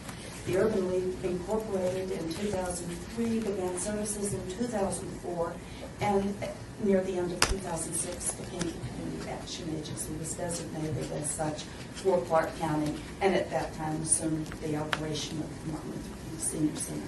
The center currently is located at the corner of Martin Luther King Boulevard, Martin Luther King Boulevard, and Cary Avenue, just right on the edge of the Las Vegas city limits, and serves primarily residents of both the city of North Las Vegas and Clark County. A couple of Henderson folks make it that far, was pretty far removed from Henderson. We are asking your support for our transportation program. We operated, up until this year, we had one 10-passenger van that is owned by Clark County, and they not only own it, but they maintain it, but it is getting old, and it has served us well. This year, we were able to add a handicapped accessible van with the assistance of the Nevada Department of Transportation, utilizing federal funds. The state pays 10% of the match, and Clark County paid the other 10%.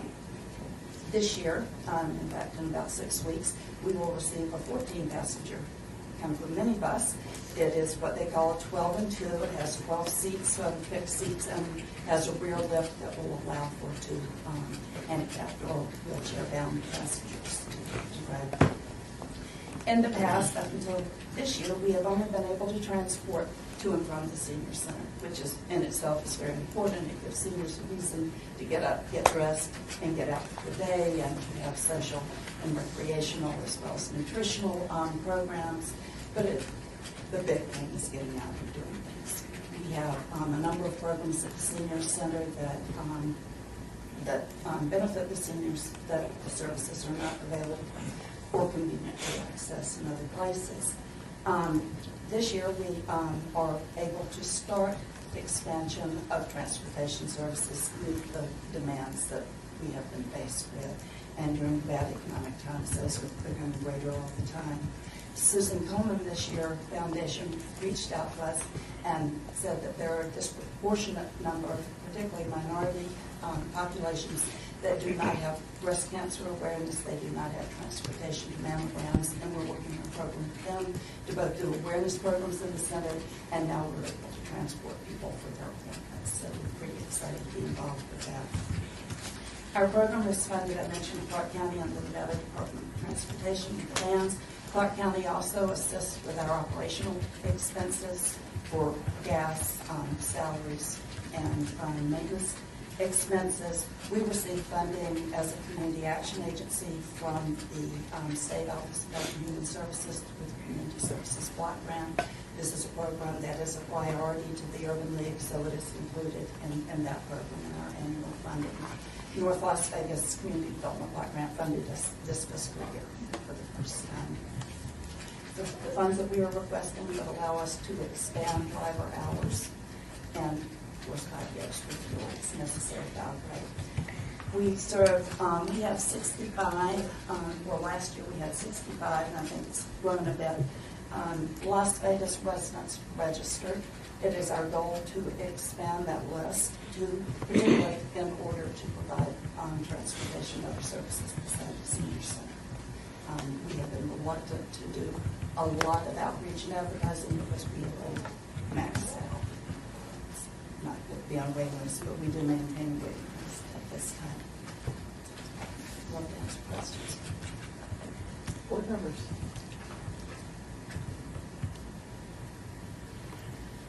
Where do your, to better preface, where do your clients come from? Are they people who are already clients of the senior center, or? Typically, although we receive, because we too are in 211 and we are a senior center and we're on the State of Nevada Division of Aging Services website, they list all senior centers. We have calls all the time for all types of senior services. So through that, we have about 1,000 individuals registered at Senior Center. So we see about 100 people in and out of the center every day, but obviously they're not the same 100. Some people come 2 days a week, 3 days a week, once a month, depending on their circumstance. We do have programs that attract people. Bless you. More often. We also partner with 3 Square. We have fresh vegetables and fruits once a day. We see an uptick in folks who want to come those days and have some fresh fruits and vegetables to take home. We also have distribution programs set up for toiletries, which are very, very needed in the community, and paper goods, which is extremely important to a number of people. Particularly if you're challenged to live with food stamps, you can't buy some of those paper goods that we all know are really essential in our lives. Pam Hartley, member. Here I am with that pesky question 15 again. You list that you have $91,000 and other, and that in your budget this is reflected in committed funds.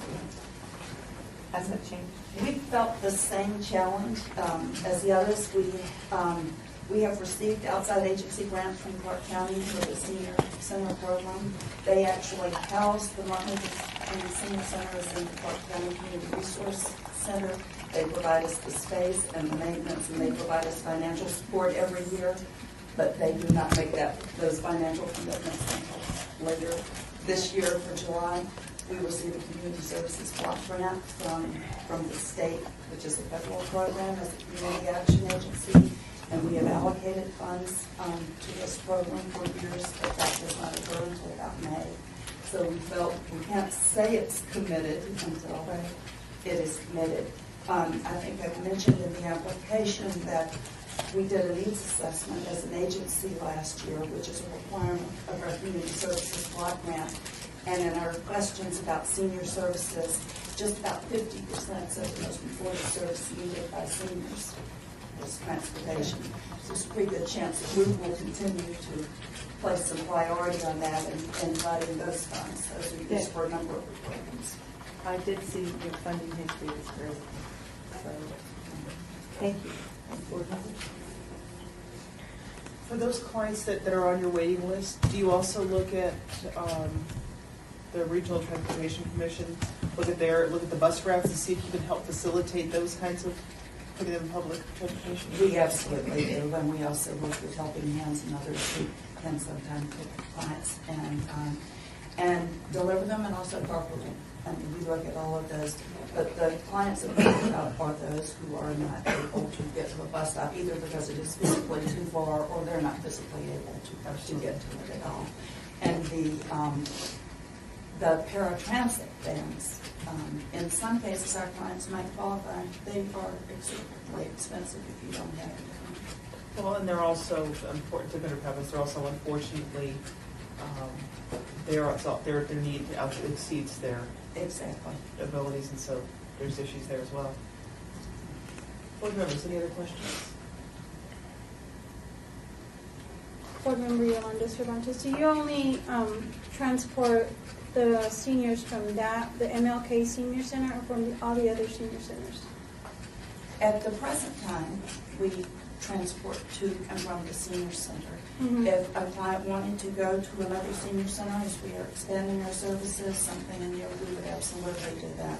Our major purpose is to be able to take clients to others. Because of our limited funds, and being able to do a route to pick people up, and by the time you deliver them to the center and just, have their activities and deliver them home, the driver was through. Adding additional driver time, we're able then to use time while some seniors are at the center, they've been delivered, they're enjoying their activities at the center. We can take people to a medical appointment, to a social service appointment, to meet their other needs, to a pharmacy, to a grocery store. And that is where we've seen the demand, and we are expanding to meet. Wonderful. Board members, any other questions? We're on the last 30 seconds, so thank you so much for joining us and for the services that you provide to our community. And again, we'll be making our decisions on proposals to the City Council on the 31st. Okay? Thank you so much for joining us. And but you're up again for your Read and Rise program. So just give the board members a second to pull up the right application. Thank you. Absolutely. You just want to hand some off, you can just pass them around. We're relatively well trained. You sure about that? Some more than others. My employees said, at least they don't put down paper for me, so. Thank you.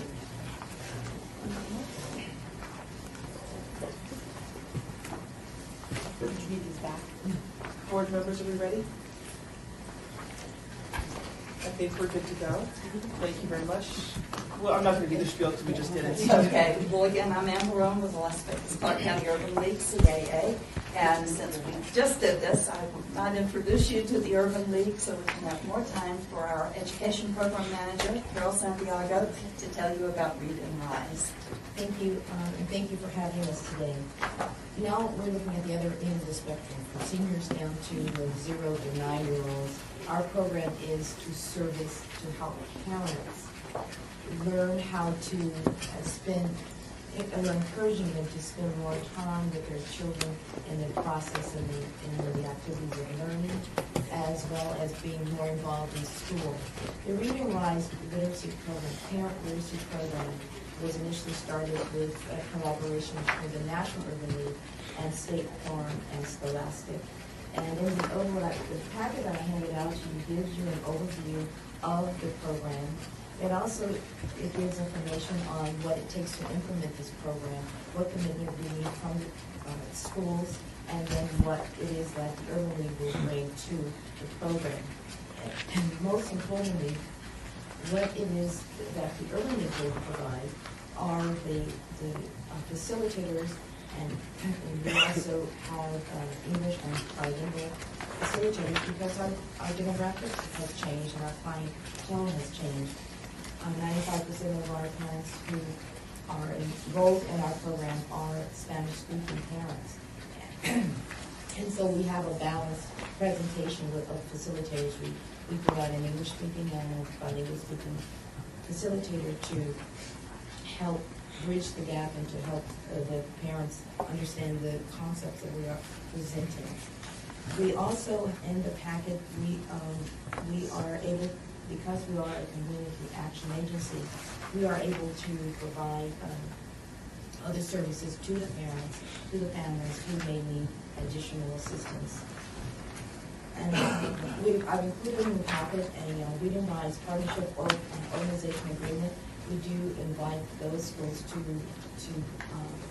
to sign it on as a partner and an agreement to provide the rooms and for our second session, we do require computers because we provide, and I'll describe the three different sessions that we offer to the parents. One session, the parents will learn basically the milestones and what it is that what their children should be doing. This program is for not only for parents, I failed to mention, but also for caregivers, those aunts and uncles and grandparents who find themselves in a position of working with their nieces, nephews, and grandchildren. We want the parents to understand that they are the first and most important teacher in their child's life. And so how we do that is we give them tools to use and we demonstrate and model for them ways to work with their children in everyday activities, like cooking in the kitchen. Although, there was no instruction manual for parents working, dealing with children. So what we do, and parents are busy in their busy lives, what we do is try to reel them in to just give them ideas and to model.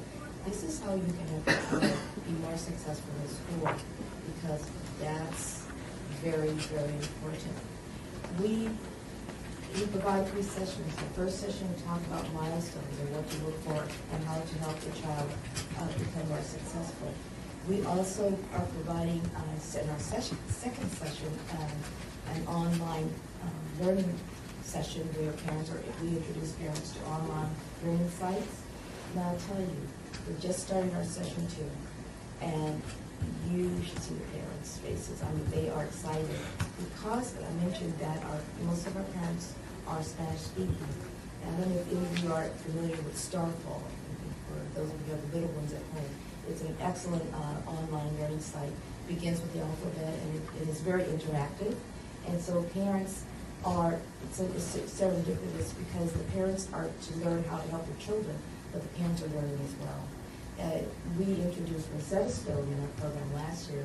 I want to tell you that Rosetta Stone was successful. Starfall is cheaper and better and accessible. So the parents are getting acclimated to how not only to help their children, but it's helping to increase their skills as well, because the homework is in English.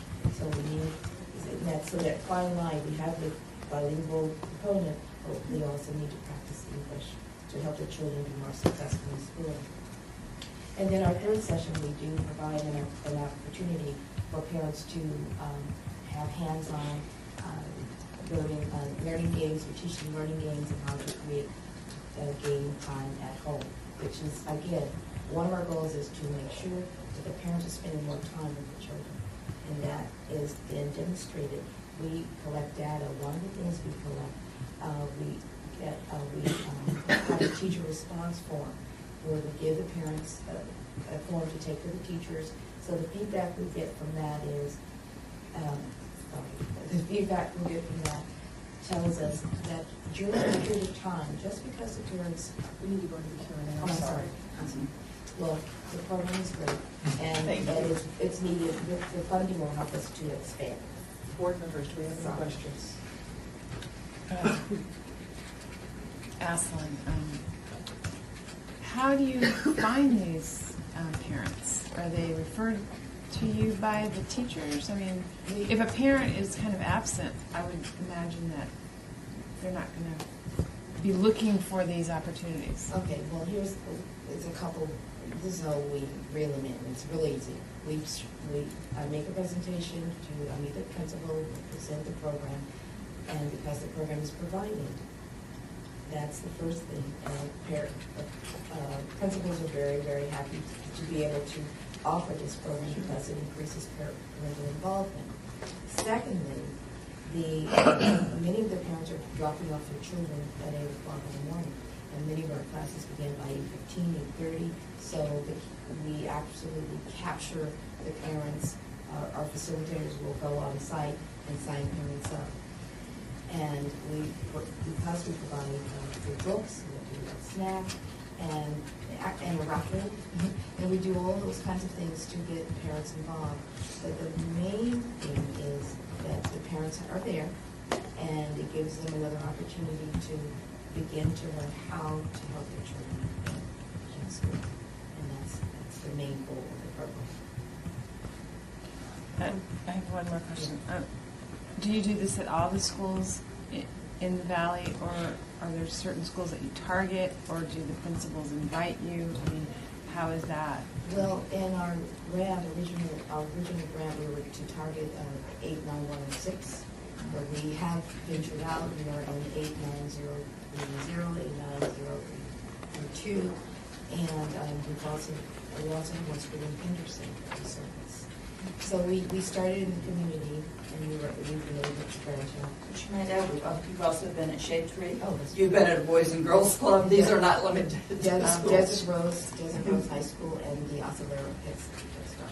I've done it Osceola Gates and Osceola Walnut. Board members. There's been at least one other presentation that we've had this year that works on focusing on getting our children reading, getting our children's families involved in all of that. Do you partner with any of these organizations? Do you guys feed off of each other? At the present time, no. This has been pretty much an overly focused and sponsored program. And the only other program that I involved my parents with in the Read and Rise program is with our after-school program, the 21st Century program, where some of these parents are members of the school, the children go to attend the schools where we service. So we get that type of collaboration. But we've not partnered with other organizations. Well, one of the things that the board really likes to see, especially in this tough economy and all of that, is these groups that look to each other. They look to not necessarily we're not requiring mergers, but if there's partnerships that can be created where best practices could be shared, and perhaps one person take on the onus of a certain, or one group take on the onus of a certain focus, so the other one can focus on something else. That might be something for you to explore for the future. I would think particularly not to be in the same schools, so all of the, particularly the Title I schools, the schools that have the lowest income populations are being served by different groups. I don't think we're in schools where other programs. Just a suggestion for you to take a look at. Member McFadden, part of our problem is we're seeing our grant funds reduced just as you're seeing yours reduced and challenged, and so we hope these collaborations will prevent redundancy.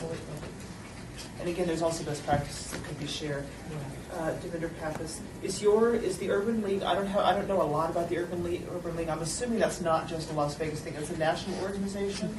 We are an affiliate of the national organization, but we have a local board of directors, and we have an affiliate agreement, just as the United Way has an affiliate agreement with the National United Way. But we're also a community action agency that happens only in Dallas, Texas, and Las Vegas, Nevada. The rest are independent, but it allows us to provide it. And do any of the other organizations countrywide, any of the other urban leagues offer this program? Oh, yes. It was started by the National Urban League, and they introduced it to us. I'm sorry, we just hit 10 minutes. Thank you guys so much for coming in.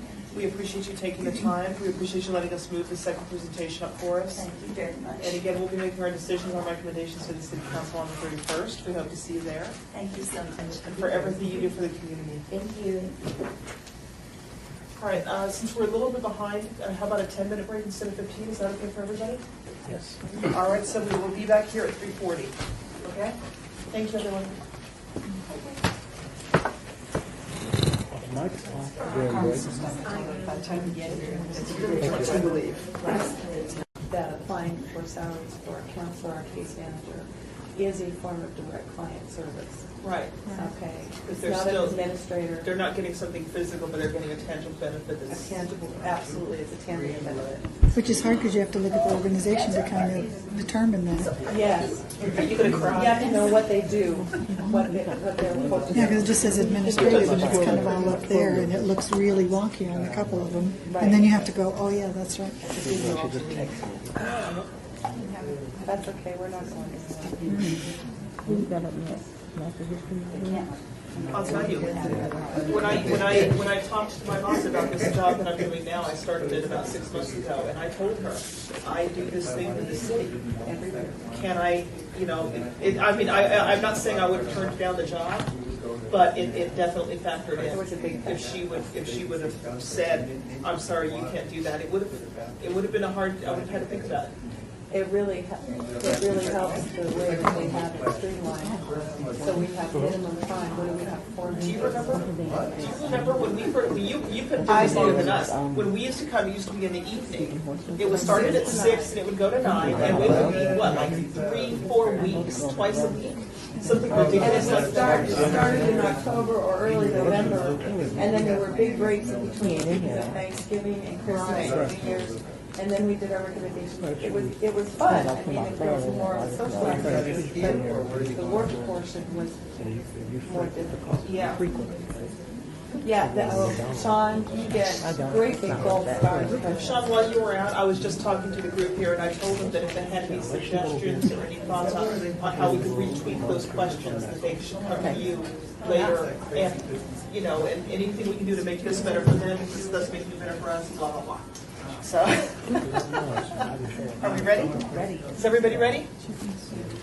All right, I'd like to invite Las Vegas Natural History Museum to come up and present the Children's Education Fund. Welcome. How are you guys today? Good, how are you? Very well, thank you. We're just starting back from break, so I'll do my little spiel again because some of you haven't heard it. You'll have 10 minutes for your entire presentation, 5 minutes to do the open forum where you can just discuss your program. Sean will let you know when that 5 minutes is over, and then we're going to do the Q&A from the board. If there's time available at the end, you're welcome to add, to elaborate whatever you'd like. Please make sure you state your name for the record, for the recording each time you speak. And that was it, yeah? That was it. Welcome. Good afternoon. We're here to represent the Las Vegas Natural History Museum for 2012-2014 CDBG grant. My name is Pam Thomas, and I'm the Education Director. And then this is Lori Thomas. She's the museum's controller. The Las Vegas Natural History Museum is a nonprofit dedicated to educating the children, adults, and families of the community in natural sciences, both past and present. This is the only museum locally that presents a global perspective. Last year, the museum actually celebrated its 20th anniversary. Our education programs serve approximately 30,000 school children a year on field trips. The museum works closely with the Clark County School District to provide education programs that supplement classroom learning. All of our field trip programs are aligned with the state of Nevada's education standards. It's also been an important role of the museum to provide free admission and transportation to students from economically disadvantaged schools. The museum is seeking funds for its Children's Education Fund.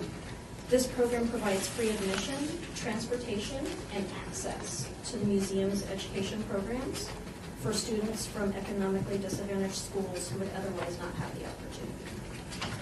The CDBG grant will benefit 3,000 economically disadvantaged students by exposing them to the museum's natural science programs in hopes of contributing to their academic success by covering the cost of their admission and subsidy for 50 buses. The museum promotes its education programs through CCSD Partnership Office, curriculum and professional development, Interact, the school district's website, community outreaches, hotline, which is the school district's newsletter, and the museum's website. As the education director, I'm the only one responsible for scheduling the tours, coordinating the transportation, ensuring that the students receive a developmentally appropriate tour. I keep track of all the field trip records, including school names, number of students in attendance, teacher surveys, coordinating bus subsidy payment, and reports. The Las Vegas Natural History Museum is requesting a grant of $25,785 from the CDBG fund. This grant will assist the museum in providing free admission, transportation, and access to the museum's education programs for 3,000 students from economically disadvantaged schools who would otherwise not have the opportunity. That's it. Thank you, Pam. Board members, do we have any questions? Board Member Jordan, you say over over 3,000 students? Is that a- 3,000. Over three, okay, 3,000. Is there a certain market or target in the area, certain zip code, or just? No, it's basically countywide. We even actually do serve students outside of the Las Vegas area, but for this, particular grant, it would be just here. Thank you. Board Member McCroy, how does the schools find out about you? Do you guys go out and solicit them and tell them about the program and what you have to offer, or? Yeah, there's usually a few different, like teacher conferences that we're able to attend, like next week, tomorrow we have one that we're going to, where we try and, reach the teachers and tell them about our programs. We are able to post stuff on their website, do something through their newsletter. I have a school liaison that we work with, and she puts flyers out to the schools to let them know, that we have this program available. So there's quite a few, different tools that we're able to use to reach quite a few different schools. Member Hartley, I have a question for the team again. Under your match, your cash match, you list 114,000 and change in other. Could you tell us what that other is? I couldn't find it. A breakdown.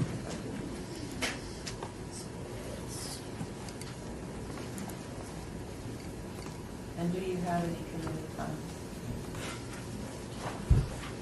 At this point, we don't have any committed funds for 12-13 year. We have several grants out right now. We don't have any other committed at this point. We did just receive several for the, still for the 2012 year that's finishing up. And I apologize, I don't know what the question 15 is. I didn't prepare this grant. The 114, it's not there. The question is to list the sources of cash match, use the dollar amount, and then it lists agency cash, 0, foundation, endowment, 0, 114,000 other, and committed funds. I'm assuming that would just be private. We receive funds from Walmart, AT&T, all of those type of private corporations. Okay. As well as we match it with our admissions and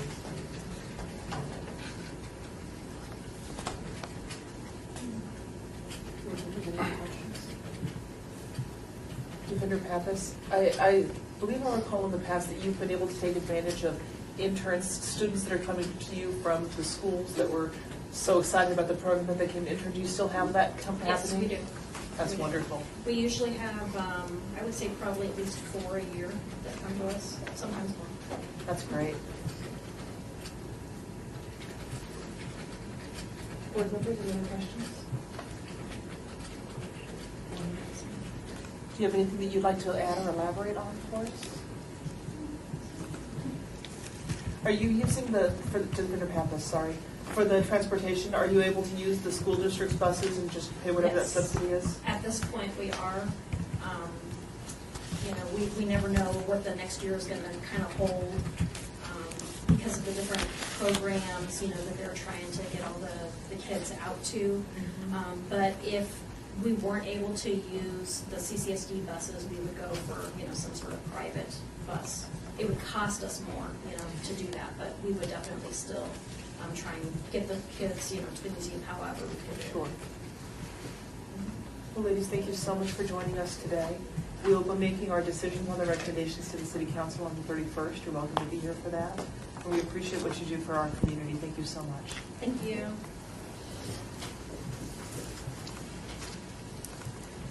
I'm going to invite up the Latin Chamber of Commerce Community Foundation to give their presentation on Project Oportunidad, Preventing Homelessness Through Workforce. Just give us 1 second for us to get all situated here, and we'll get you guys started on that.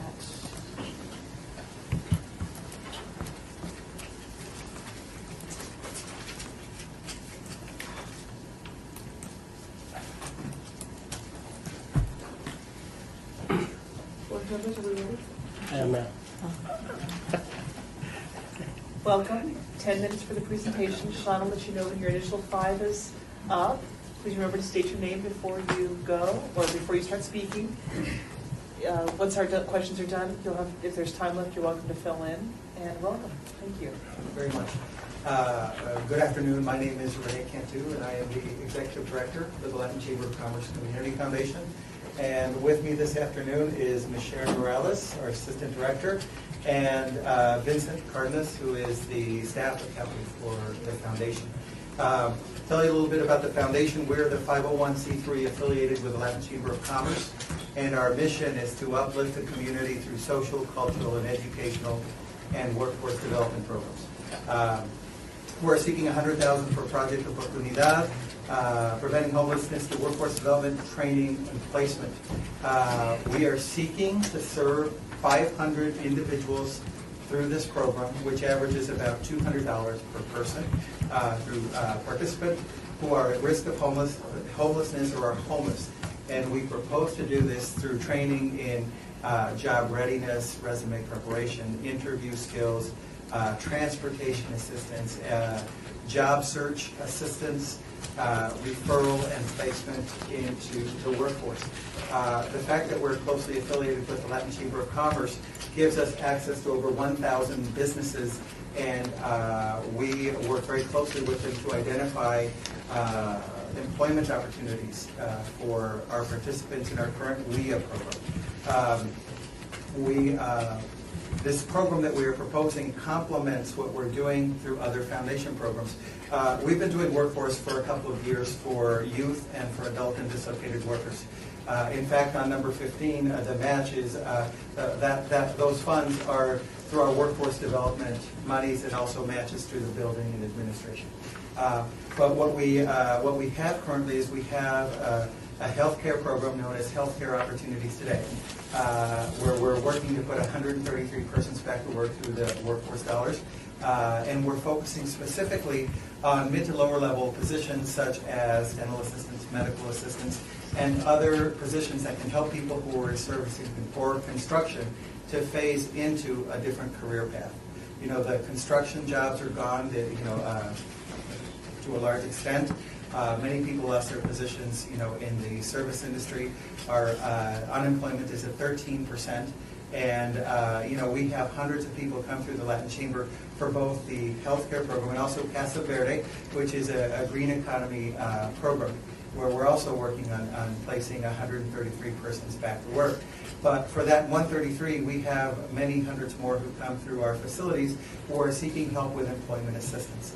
And thus we developed Project Oportunidad. Obviously, Oportunidad means opportunity, which is what we seek to give our community.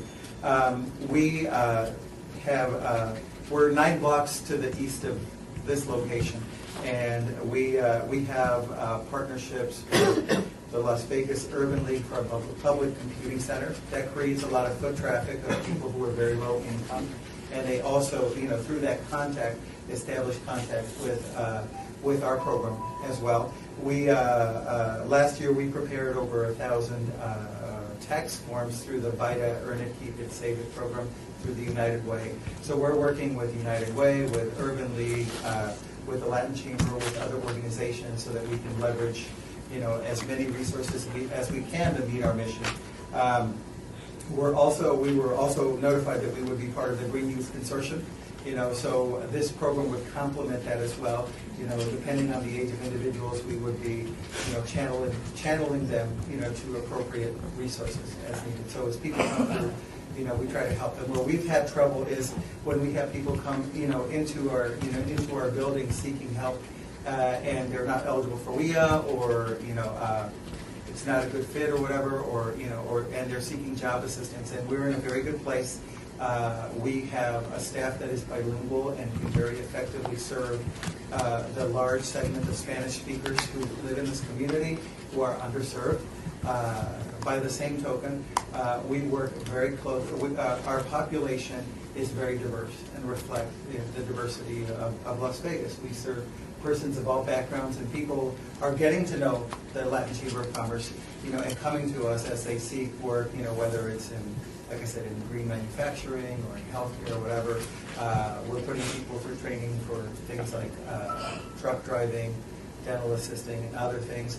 But not everybody is a dental assistant, or not everybody is an LPN or an RN. A lot of people just need, something to have an income stream and avoid, losing, their opportunities. According to some of the research I did, 84% of the families who are homeless are female-headed, and we get a lot of single-parent mothers who come to our organization to seek help, who are very serious about, finding, resources to help their families. They want to find work, and that's what we do there. So. That's 5 minutes. I'm sorry. Sorry. We can do our Q&A. Okay. Thank you very much. Thank you. Board members, do we have any questions? Member McFadden, earlier we had another group that also does a lot of workforce training. Have you contacted any other agencies that do this type of work to work with them, or? We're not sure if they're also funded through Workforce Connections. I know Nevada partnerships, but we work with other organizations, like I said, the Urban League, who does a number of things, and we're part of we're one of the funded partners along with others. So, for example, in the healthcare area, we have focused specifically on dental assisting and a lot of the auxiliary positions because other providers have focused on other service areas. So we've segmented that a good bit, and we have very strong collegial relationships with the other funded partners, and often we'll get referrals from someone to us or back and forth. Thank you. Board Member Jordan, in regards to, I know you emphasized, Dr. Cantu, I'm sorry, Mr. Cantu, in regards to workforce education, are you working with doing any collaborative with individuals such as Dr. Maldonado or anything with the university in regards to workforce education to help you with that or enhance it in any way? Dr. Maldonado, you mentioned, not directly at this time. I know that we have interaction with UNLV through our scholarship program that helps young people go to college. But that's something that would be worthy of further exploration. Okay, thank you.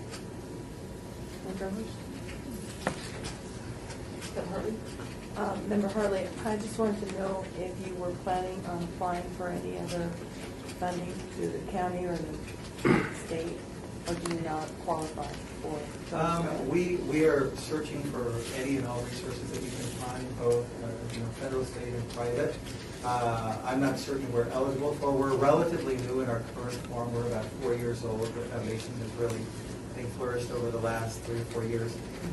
So we're new kids. We're learning. We're glad to be here at this table for the first time. And we can find other dollars. We'll go after them. Okay, thank you. Board members? Commissioner Pappas, you focused fairly heavily on the fact that you're bilingual for the Spanish-speaking community. What about the other segments of our community that speak other languages? Do you have facilities do you have the Absolutely. capabilities of helping? We're a bilingual, we're a dual language organization or a multiple language organization. So it's not just English and Spanish? Yeah, absolutely. So when people come in, we're bilingual individuals. If someone, not all of us are bilingual, but we are language friendly, English, Spanish. We used to have a little Tagalog backup, but not anymore. In the Public Computing Center, in our workshops, in our programs, we will provide information in English and in Spanish. And depending on the need of who is in the room, sometimes we'll have programs in Spanish and we'll have one group, and then we'll have a program in English, so we don't have to go back and forth. I'm talking about the groups that may have another language dependency, Chinese, Mandarin, or any of the other. Do you have French? Do you offer those services, or do you have referrals to other groups that can help? Sure. We refer people to other agencies. For example, our public computing center is a huge part, of our efforts, because our instructor, teaches ESL, and ESL focuses not on language but on English acquisition. as well as integration classes and other things that complement the efforts that we make, regardless of.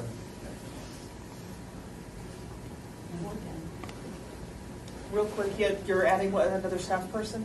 Is We that will what I'm have saying? another staff person, exactly, who will just completely concentrate on, performing, these workforce programs. All right, board members, any other questions? Got 30 seconds.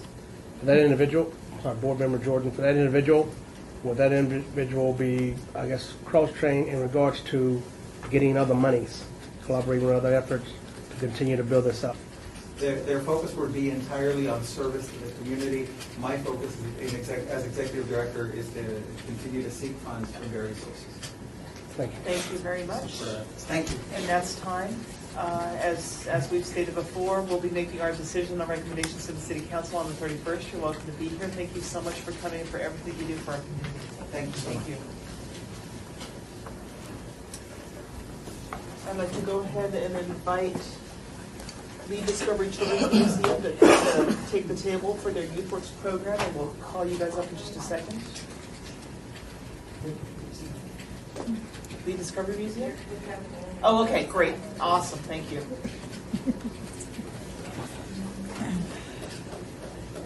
And I'll get you guys started in just a second. Go ahead and have a seat.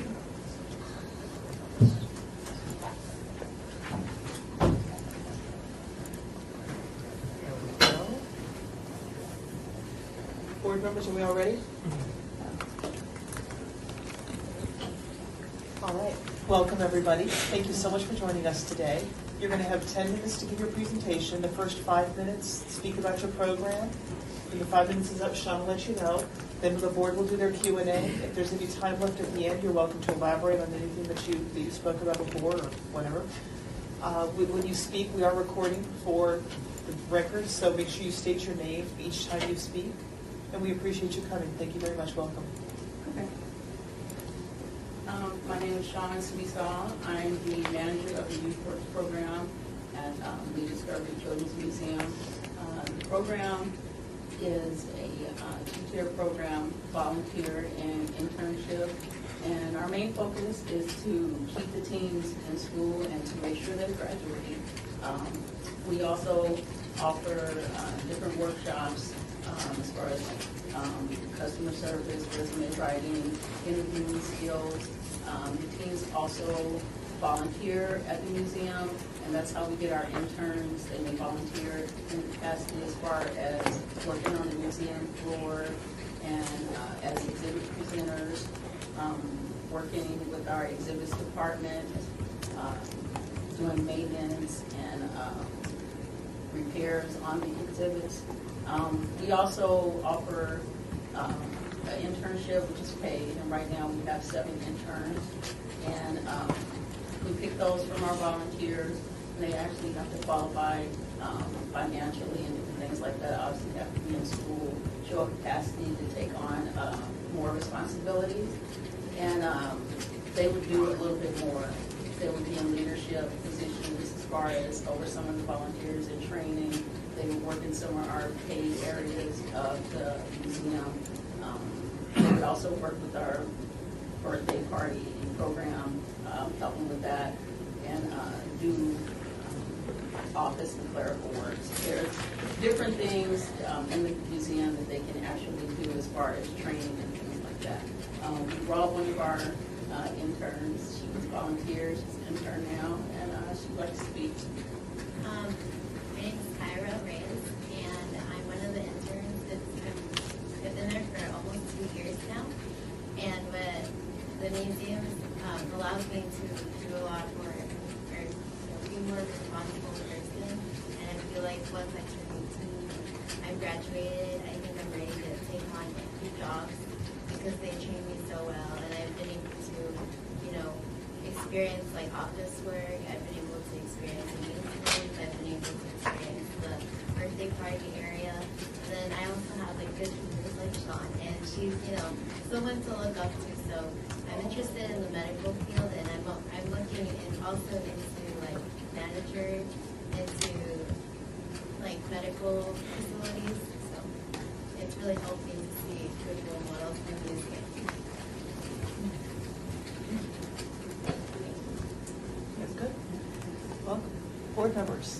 questions? Member McCoy?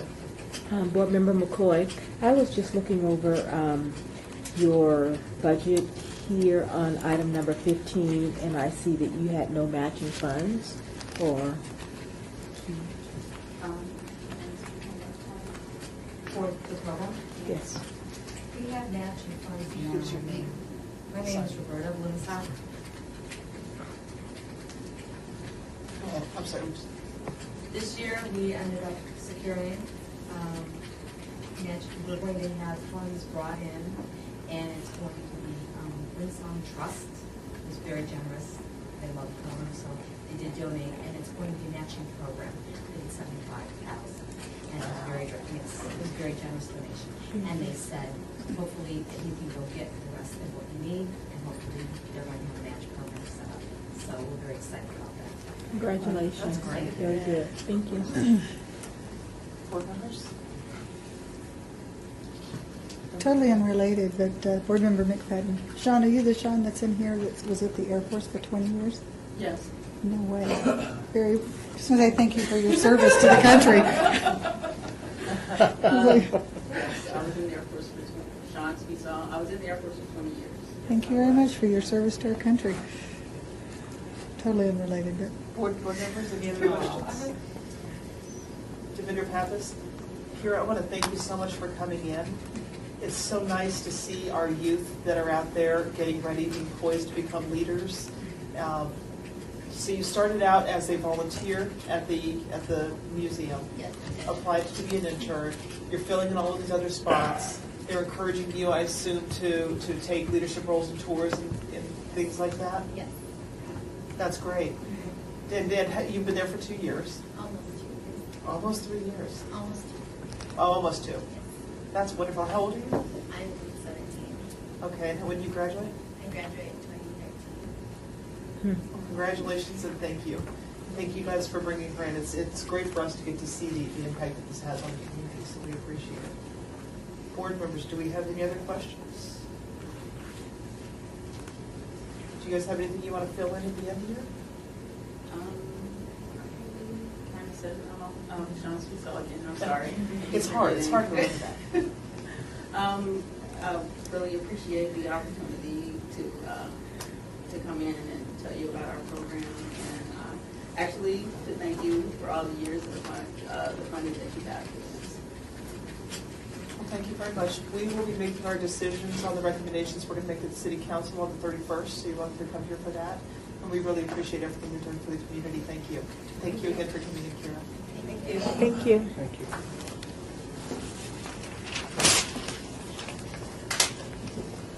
I'm going to invite Nevada Senior Services to come up for their comprehensive geriatric assessment and chronic disease management services.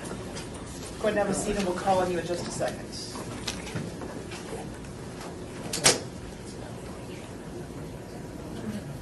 What happened to Lutheran's other house. Gotcha, okay. No problem. Okay, no problem.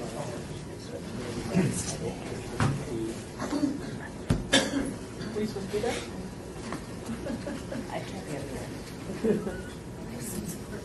Yeah, just if you want to pass it around, or we're, like I said, we're really well trained. We'll just pass it on down. Okay. Okay. So you guys will have 10 minutes for your presentation, 5 minutes to do the initial. Sean will stop you at the end of the 5. Then we will go ahead and do the Q&A. If there's time at the end, you can fill in. Please make sure you state your name for the record, and we thank you so much for joining us today. Welcome. My name is Jeffrey Klein. I'm the president and CEO of Nevada Senior Services. Thank you for the opportunity to be here. I have with me on the far right Les Jacobs, who's our CFO, Ellen Grossman, who's our coordinator for our comprehensive geriatric program, and Dr. Karen Pikus, who is an occupational therapist and heads up our functional assessment component of the program. The program was originally created by a fairly visionary grant from ADSD, and when the Division of Aging funded this, it was the idea that a number of factors are happening in the state. One, we have a burgeoning senior population. We have a burgeoning low-income senior population. We have a dearth of medical resources that are designed for the geriatric population. We have relatively few geriatricians in Las Vegas. In fact, we only have 3 or 4 board-certified geriatricians. We have no programs, medical programs, that are designed to bring together all the complexities of care for seniors, which shifts the burden to family practitioners to try to figure out, gee, this isn't going right, this isn't going right, something else isn't going right. I wish I could get a comprehensive opinion from 4 or 5 different other specialties, bring it together, help develop a plan of care to keep my patient out of a nursing home, or to keep my patient functional in the community, or to come up with an approach to better deal with a housing problem or a nutrition problem, and certainly medical problems and chronic diseases.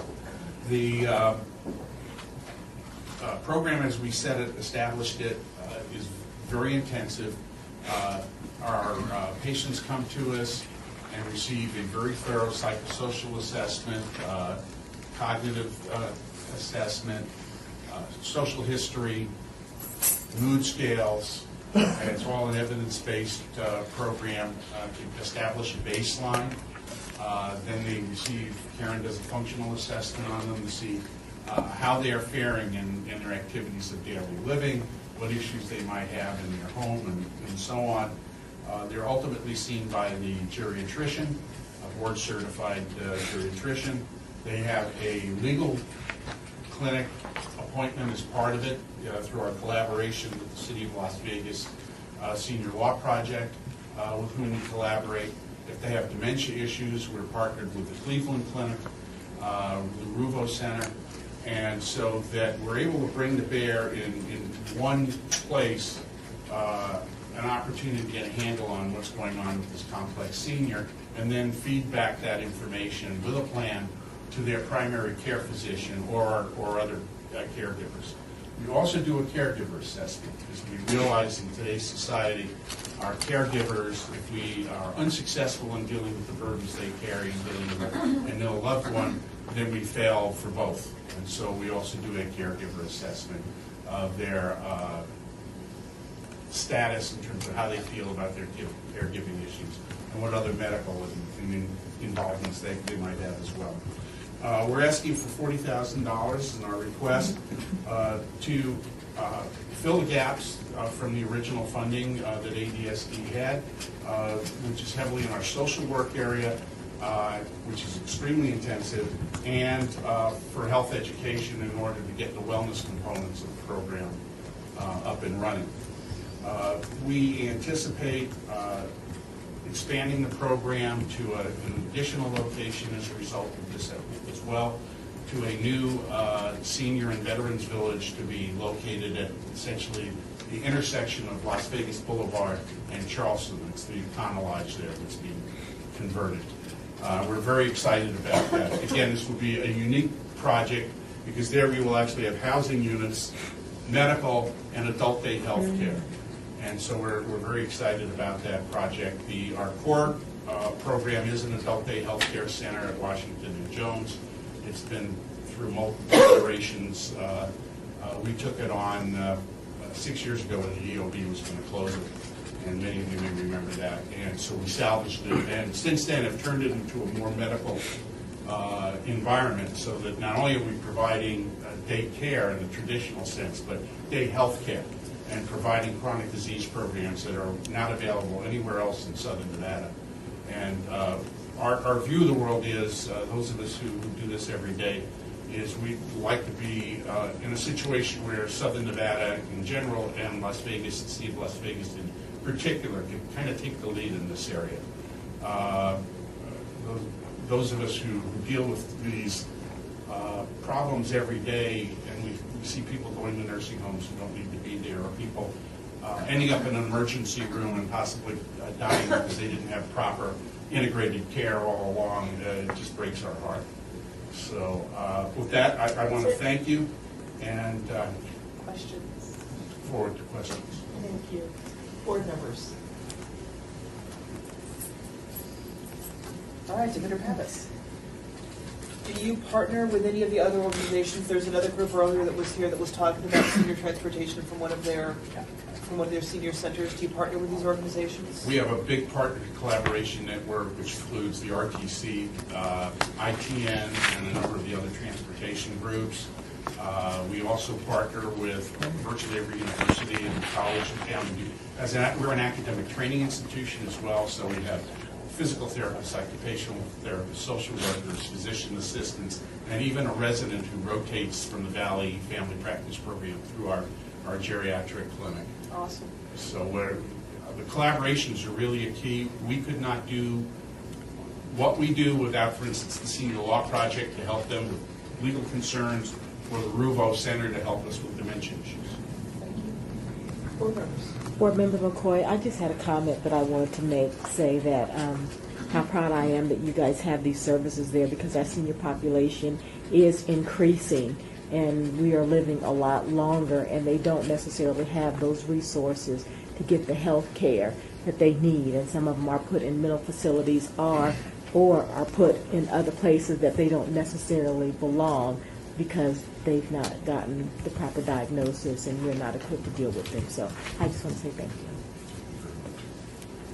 Board members? Divinder Pappas, what do you do with family involvement when you might have a senior that will come in a situation where their family may need additional support, may need additional counseling, or when you talked about the family member that was serving as a support, respite services for them so they can have a break? Do you offer all of that? We have a case management system. We offer a large number of those services through our own organization, but we also work very closely with the Division of Aging and a variety of other organizations, the ADRC, to make sure that if someone needs a service that we don't offer, for instance, we offer support groups, but we might not have a support group at a time that's convenient for a particular family member. But the RUVO Center might, or one of the other agencies in town might. So our social workers are on a mission. It's concierge medicine from the bottom up. It's to make sure that they get the right resource. And I'll just give you one example of how we approach that. It's a little different from most. We don't hand people a card and say, by the way, they have this service up the street. While they're sitting there, we pick up the phone and we call them. And we make an appointment. Then we call the family member and remind them that they're having an appointment. And then we call them to find out how they made out. Then we call the agency to find out when they're starting in the program.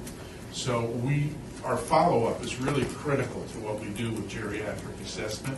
And we have a long-term program evaluation model to track the evidence of what we're doing. So if we modify a home to make it more accessible so a senior can take a shower in their own home, then we want to check back with them to see how that's working and make sure they haven't had any falls in it.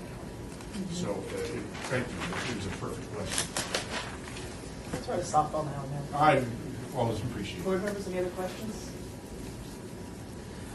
Divinder Pappas, often we forget about our seniors in the community, and it's so nice, just as to echo Member McCoy, that these organizations are out there, because we're all going to be there someday. So believe me, we're taking notes. I always tell people when they ask me, my joke about why I do what I do is that I'm in that age group, so I'm trying to get these services in place before I need them for myself. Well, thank you guys so much for coming today. We will be making our decisions on the recommendations to the City Council on the 31st. You're welcome to be here for that. And again, thank you for everything you do for our community. Thank you. Appreciate it. Next up is the Nevada Health Centers to give their presentation on the MVHC Eastern Senior Dental Program. If you guys could have a seat, we'll get you guys started in just a second. Let's do our little stuff.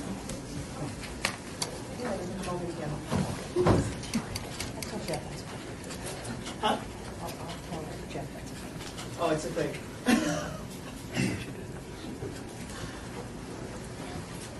All right. This is I pulled the wrong one. See who I am? All right. There we go. Everybody ready? Welcome. You're going to have 10 minutes to speak. Sean will let you know when your first 5 minutes are up. We'll use the next 5 minutes for the Q&A. At the end of the Q&A, if there's any time left, you're welcome to fill in whatever you need. We appreciate you being here. Please remember to state your name for the record each time you speak. Welcome. Thank you. My name is Shirley Hampton. I'm the Chief Development Officer from Nevada Health Centers, and I want to begin just by thanking all of you for inviting us to be here today. We're honored to be at this table. And next to me to my left is Dr. Tyree Davis, who's our dental director at Eastern Family Medical and Dental Center. And to my right is Kelly Webb, and she is our community outreach and development assistant. And so she helps us get the word out about our programs. And I thought I'd start today first just by reiterating what we had asked for, and that is $100,000 to provide oral health care to very low income and low income senior citizens in our community. And then I'd like to tell you just a little bit about Nevada Health Centers, and Dr. Davis then will speak a little bit about the seniors that he has worked with. But Nevada Health Centers is considered considered in the industry as a federally qualified community health center program, and there's federally qualified health centers spread throughout the state and throughout the country, and there's only 2 in the state of Nevada and only 1 in Clark County, and that's us. And our mission is to provide health care services throughout the state, which we do indeed do, and we have 6 projects here in Clark County. We have a health care for the homeless program. We have a OBGYN program, we have pediatricians, family practice, and we operate the mobile Mama Van, which I hope many of you have heard of. So we're pretty diverse. We provide care to absolutely everybody, and we offer a sliding fee scale to low-income uninsured patients. And in Nevada right now, you're probably aware that the uninsured rate with the unemployment rate is really increasing. Right now, there's an estimated between 18 and 22% of people who are uninsured in Clark County. Nevada Health Centers takes care of about 52,000 people a year.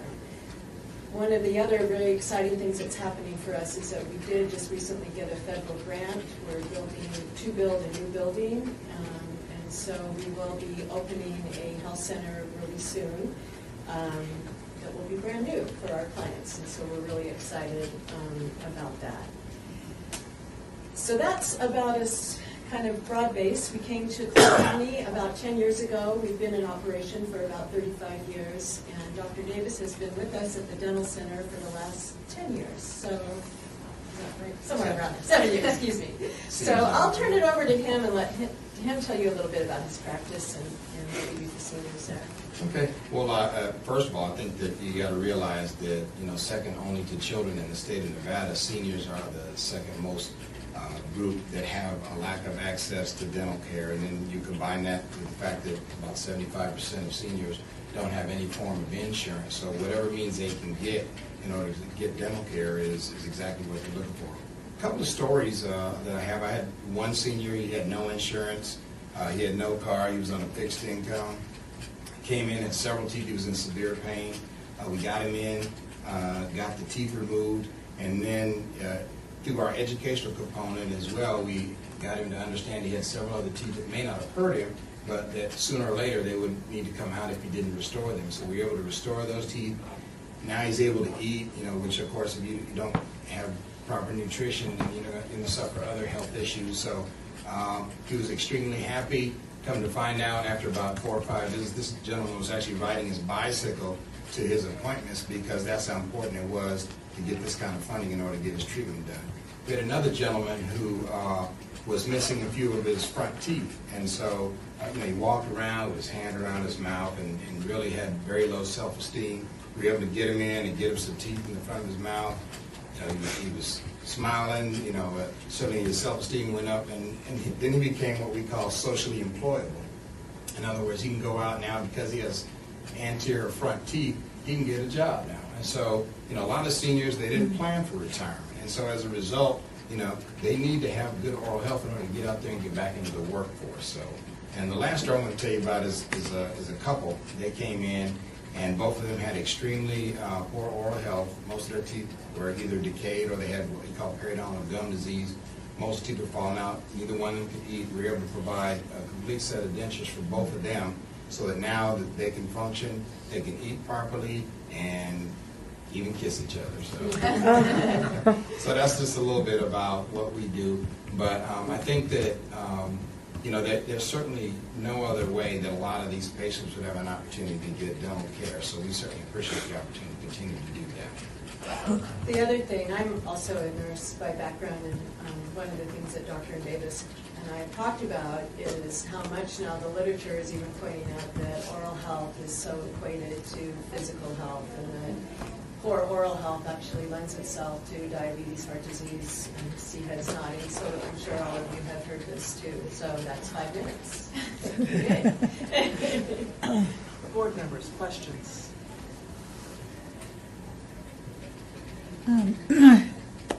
I think you offer an astonishing service to the public and very specialized.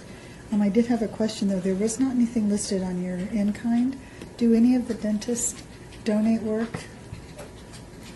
I didn't know where you're seeing it's not listed on in-kind. In-kind. I was talking about matching. Sorry. Go ahead. We have, what we kind of look at is we have some students that come in through the dental hygiene program, and the services that they offer are considered in kind for us. They come in and they clean the patient's teeth, and they do a lot of the oral health education for us. Mike? Mike Aiken, board member.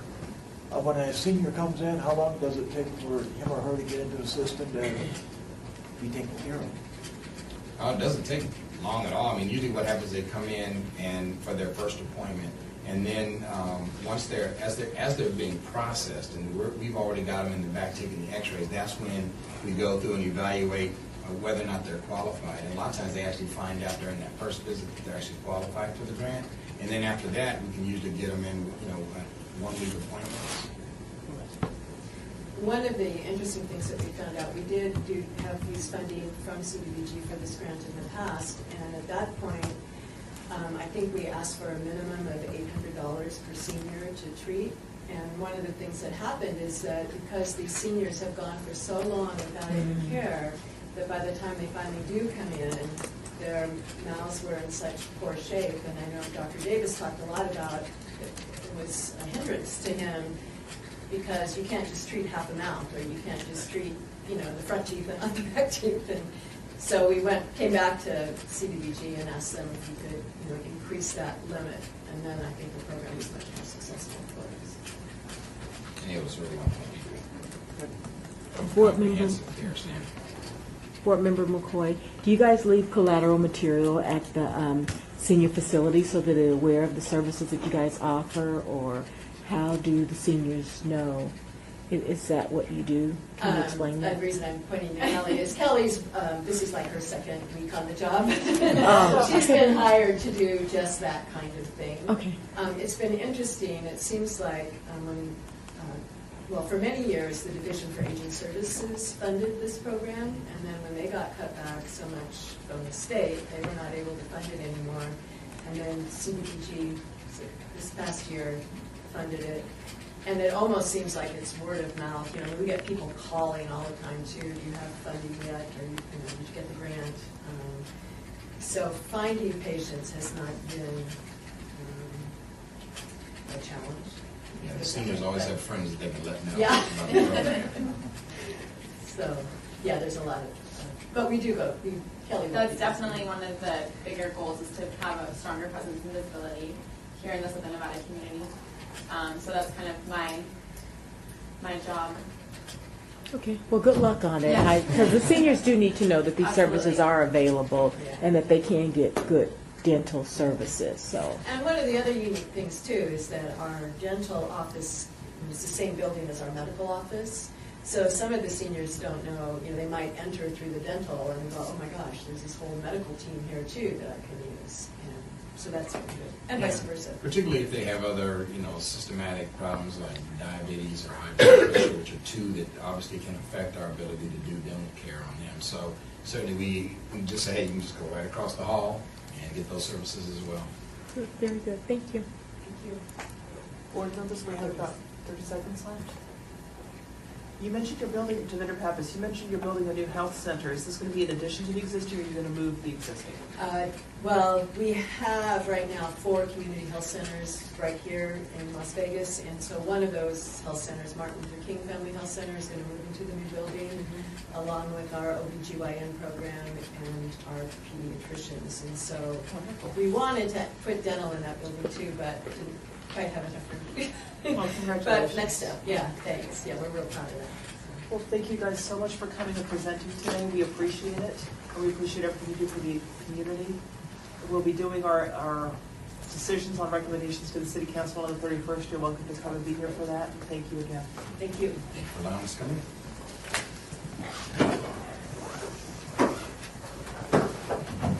Our next presentation is Nevada Legal Services for Homelessness Prevention. Go ahead and have a seat, and we'll get started in just a minute.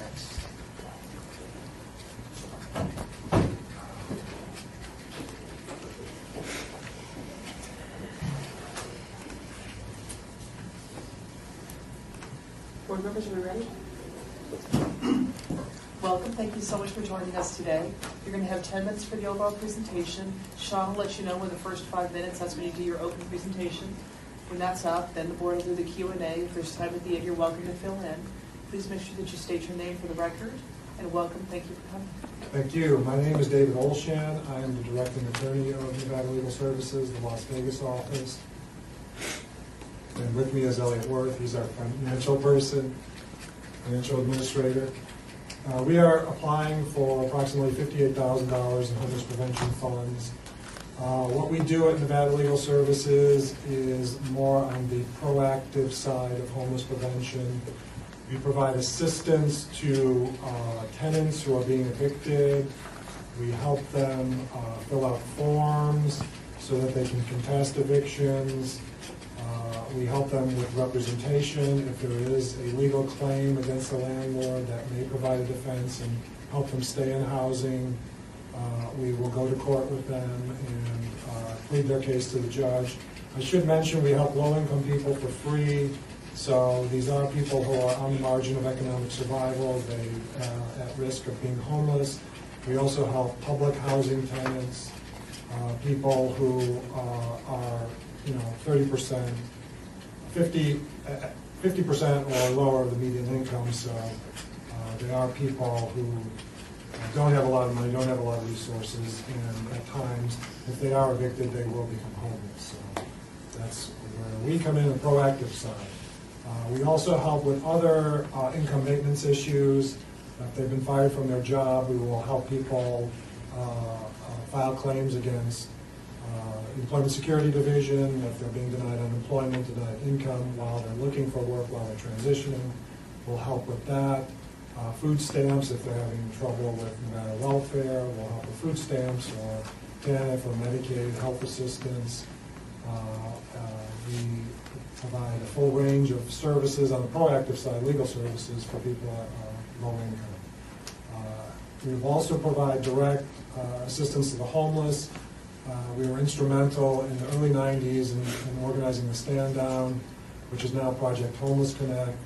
It's used to be an annual event, now it's twice a year at Cashman Field, where providers will come into Cashman Field, provide dental care, provide medical care, and our side is the legal side. So we'll get judges, local judges who will come in, quash warrants, so people are not at risk of getting arrested, can seek employment, can try to restructure their lives so they can transition from homelessness into a better situation.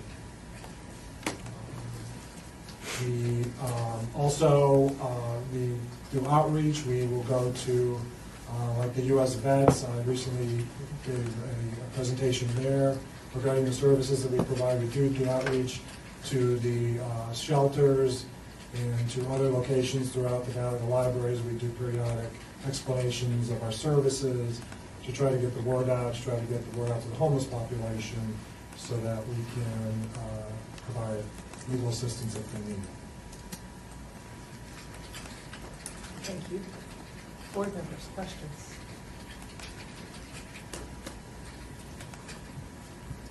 Divender Pappas? You obviously you specialize in the legal, but you do have people, you mentioned dental, you mentioned these other things. I'm assuming that you partner with these other organizations so that you can help refer your clients for the other services that they need, if they need the dental assistance, if they need. Right, it's our job to keep up to date, to know the resources that are available in the community. So if somebody comes in with a housing issue and they're having problems with child support, we can give them the direct referral on how to deal with that. If they're having problems with food stamps, actually on the denial letters from Nevada Welfare, our name and phone numbers on those notices, so we can help them maintain their benefits or get the benefits if they're being denied. And you'll help refer them to other agencies if they need someplace to stay in the interim. You know that you work partner with all these other agencies. Right. And other agencies like Foursquare, Three Square comes in every Wednesday and does food stamp applications in our office. So yeah, we do have partnerships with organizations. The Housing Authority will let us know when their Section 8 waiting list is opening up, so we can refer people and get them into a better situation when they arrive. Wonderful. Go ahead. Member McCoy's hand went first. She was first when you did it, but I'll go first. Board Member McCoy, I wanted to ask you, how long do you track your clients after services have been rendered to them? Like, how long do you track after you've done whatever services they come there for to see if, for instance, you kept them in an apartment, how they are doing, or, I guess I'm going to assume during the assessment, you find out what the issues are that led them there, if they've gotten themselves back on track, or, what's your tracking method, and for how long do you guys do that, if at all? Well, we do send letters out after we complete our service. We ask them to call if they have problems in the future, and they often do call. Actively, when we're done, when we complete our legal service, we don't track that much afterwards. Partly because of resources, but partly because we know if they have a legal problem, they'll come in, and they do come in. And you'll see from our case list that somebody will periodically throughout the year visit us 2 or 3 times. Member Harvey, under 15, you list that you have $3,223,128 under other for the cash match. But I noticed that in your budget, you only have listed under committed funds $175,500. So that was quite a discrepancy in your committed funds. I wanted to know if you could explain that. Aren't you glad you brought Elliot? Where were you saying the 375? Under the proposal 15. questions, it's question 15. That's a good typo. I have to admit. Yeah, that was actually at the time we applied, that was our estimated budget for the year. And other funds that we have for matching. Okay, so under your budget, you have $175,500 in committed funds?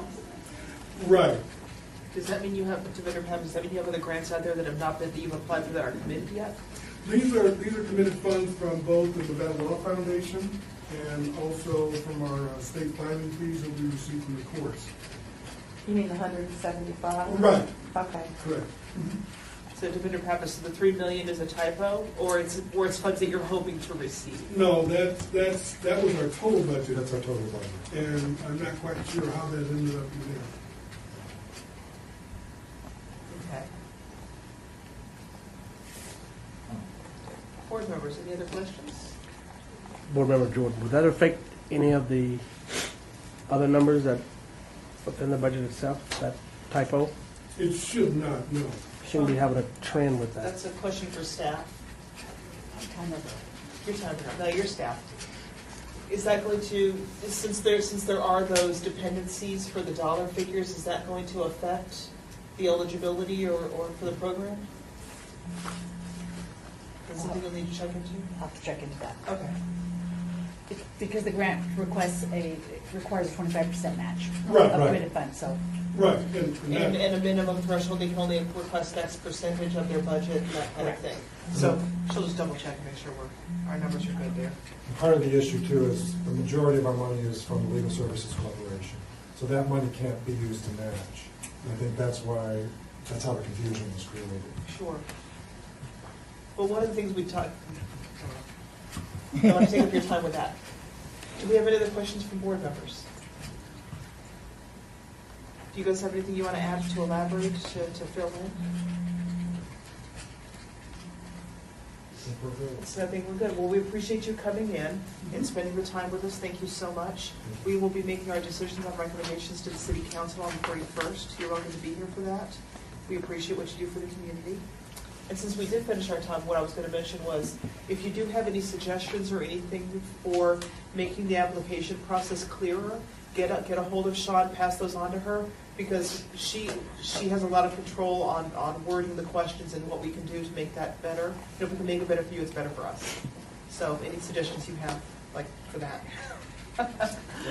Okay, thank you so much for coming. Thank you. And finally, I'd like to invite Nevada Partners, Inc. to the table to present the Nevada Partners Summer Education Program.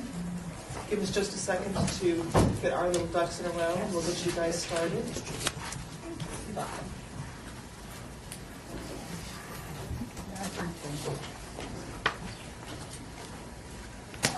think they put the whole agency budget right in the program budget. Right, that's what it looks like.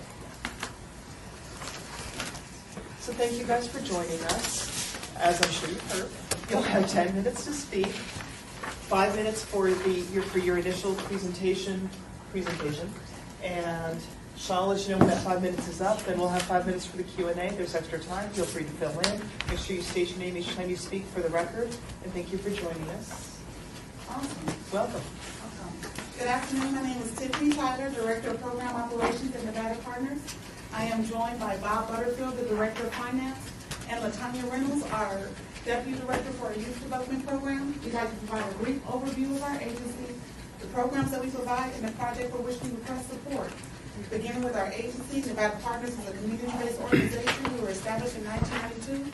Over the course of our existence, we provided over $21 million in programs and services, all with a commitment to addressing our most vulnerable populations and community needs.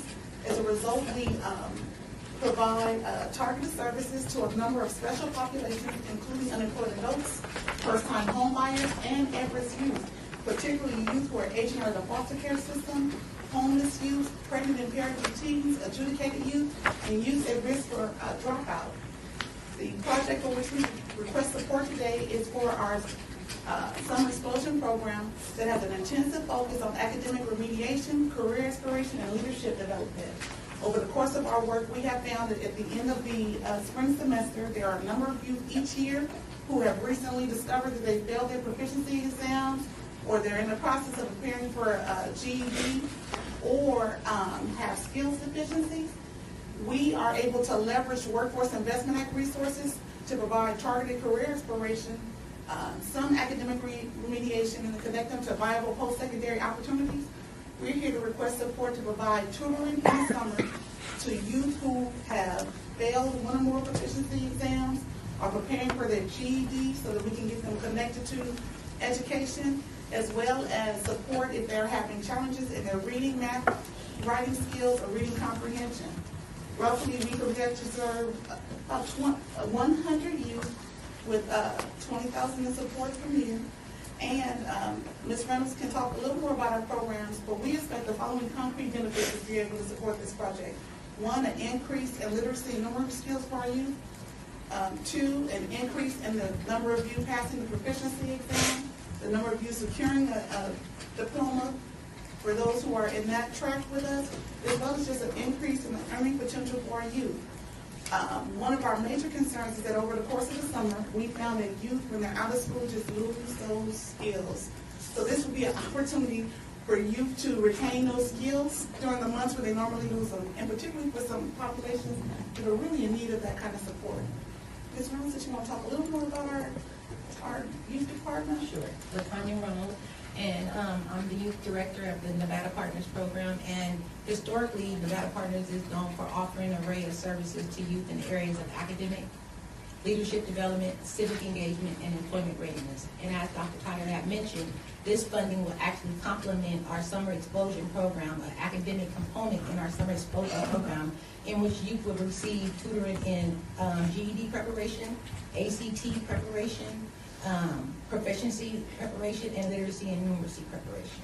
And along with that, we would like to purchase study guides for that opportunity, as well as hire 3 tutors that will work throughout the summer months, a minimum of 6 hours a week, 3 days a week, to offer that tutoring assistance to the youth. And in addition to that, the youth will also receive an incentive for the goal that they have established by way of individual service strategies. So when they sit with their case manager, we will identify some of their academic needs. Once they have accomplished those needs, they will be provided an incentive. I'd like Mr. Butterfield to talk a little more about what we're bringing to the table for this project. Good afternoon, Bob Butterfield. As part of this project or program, we would leverage a number of our other programs that we have funding for currently through the youth program. One of those being, as we mentioned in the application, our Workforce Connections contract that runs through September 30th of this year. So this would complement those services that we provide there in the form of case managers, in the form of facility expenses, or security types of personnel. Do you have any questions for us?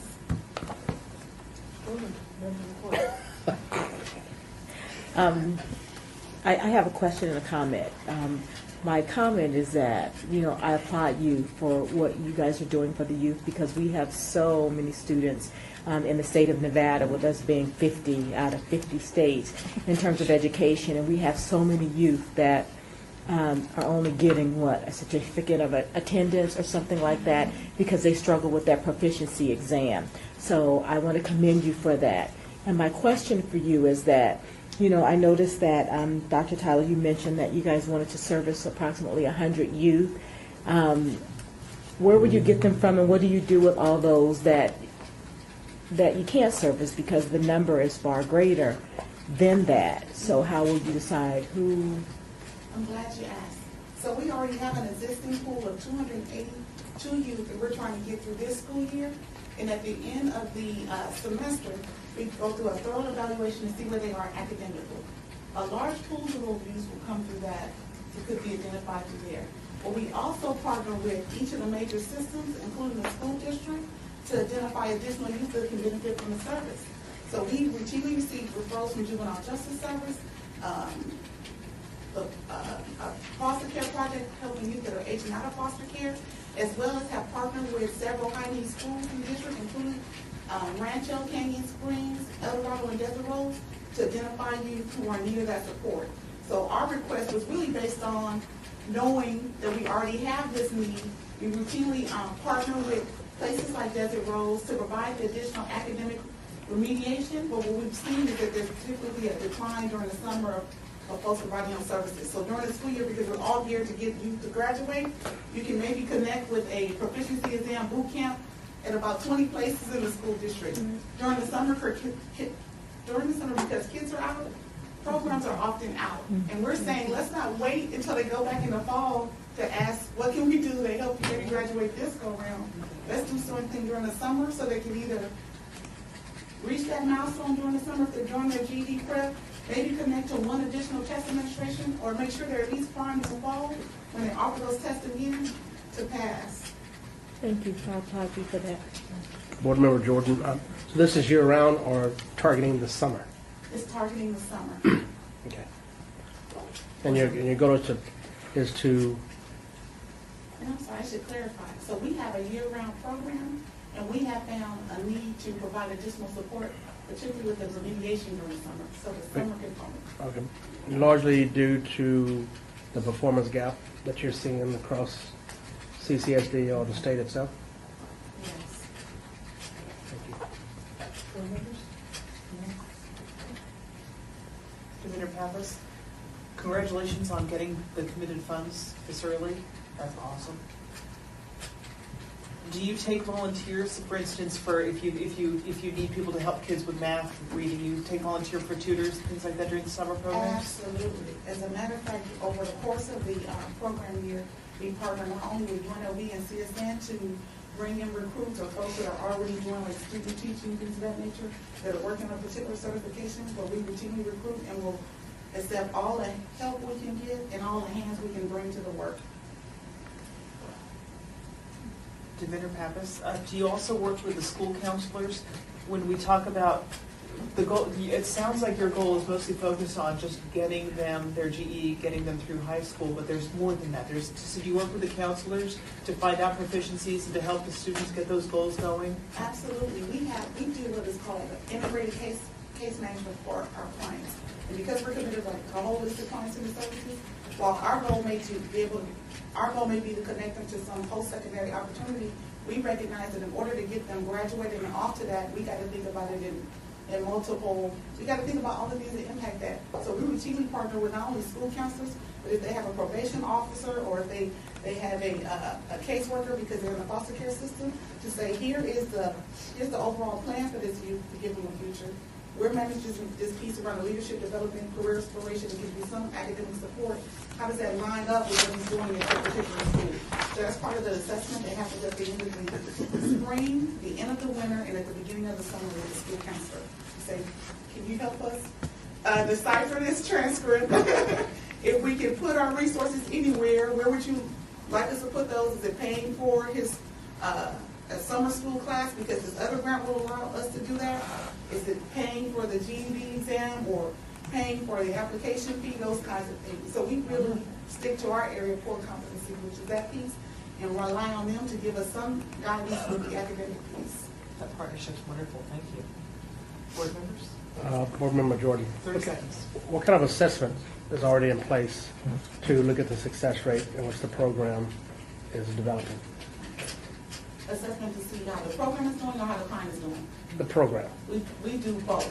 So Okay. we do formative and summative evaluations throughout the process. We begin with a needs assessment at the beginning of any program year, planning to say what are the needs for our target population, what does the research say about what we should be doing, what resources do we have in the community to bring that to bear, and then we implement a plan that is monitored not only bi-weekly, but I receive reports quarterly as a person over all of our. I'm sorry, Tiffany. I'm sorry. Gotcha. I Thank you so got much. it. I appreciate it. Thank you. Thank you very much.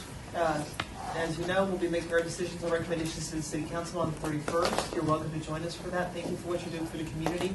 And I just want to say, your energy is awesome. You are so positive. You are so very nice way to end this today. Thank you so much. Thank you. You guys have a wonderful day. Thank you. You too. Thank you. And thanks all you guys for having us here. Don't forget your materials. Oh, she won't forget her keys in purse and all that. The last thing we have on our agenda for today is opening the floor for citizen participation, public comment during this portion of the agenda. It must be limited to the jurisdiction of the board, but anybody's welcome. Hi, Philip. Would anybody use? I'm Philip Holland with Catholic Charities, and I just wanted to, as I sit through this, I just have to say, wow, again, for you to all sit here and, excuse me, you spend a great deal of time applauding everyone, and I just, again, applaud you for being here, for what you do. That is so important to me, just the recognition there, to send her out and stuff like that is, we are all struggling with the limited grant funds, and I just appreciate you reiterating over and over again about how we need to work together with best practices. We all have to work with less and do more. Your continued putting your plugs in for collaboration and partnerships. That's what I get out of this. Is I've written down so many notes of how I can go back and I can take things back to different programs and gaps that I have in my programs. I can fill in these gaps with things that I've learned today, and how I can work with the Jewish Federation and Foundation in terms of doing some of the lifeline things and things I can take back to different programs. These are wonderful things, and I just want to say thank you, and I look forward to the rest of the presentations on Tuesday. Thank you. Board Member McFadden, you have to quit bragging about us. I see your name in every other application.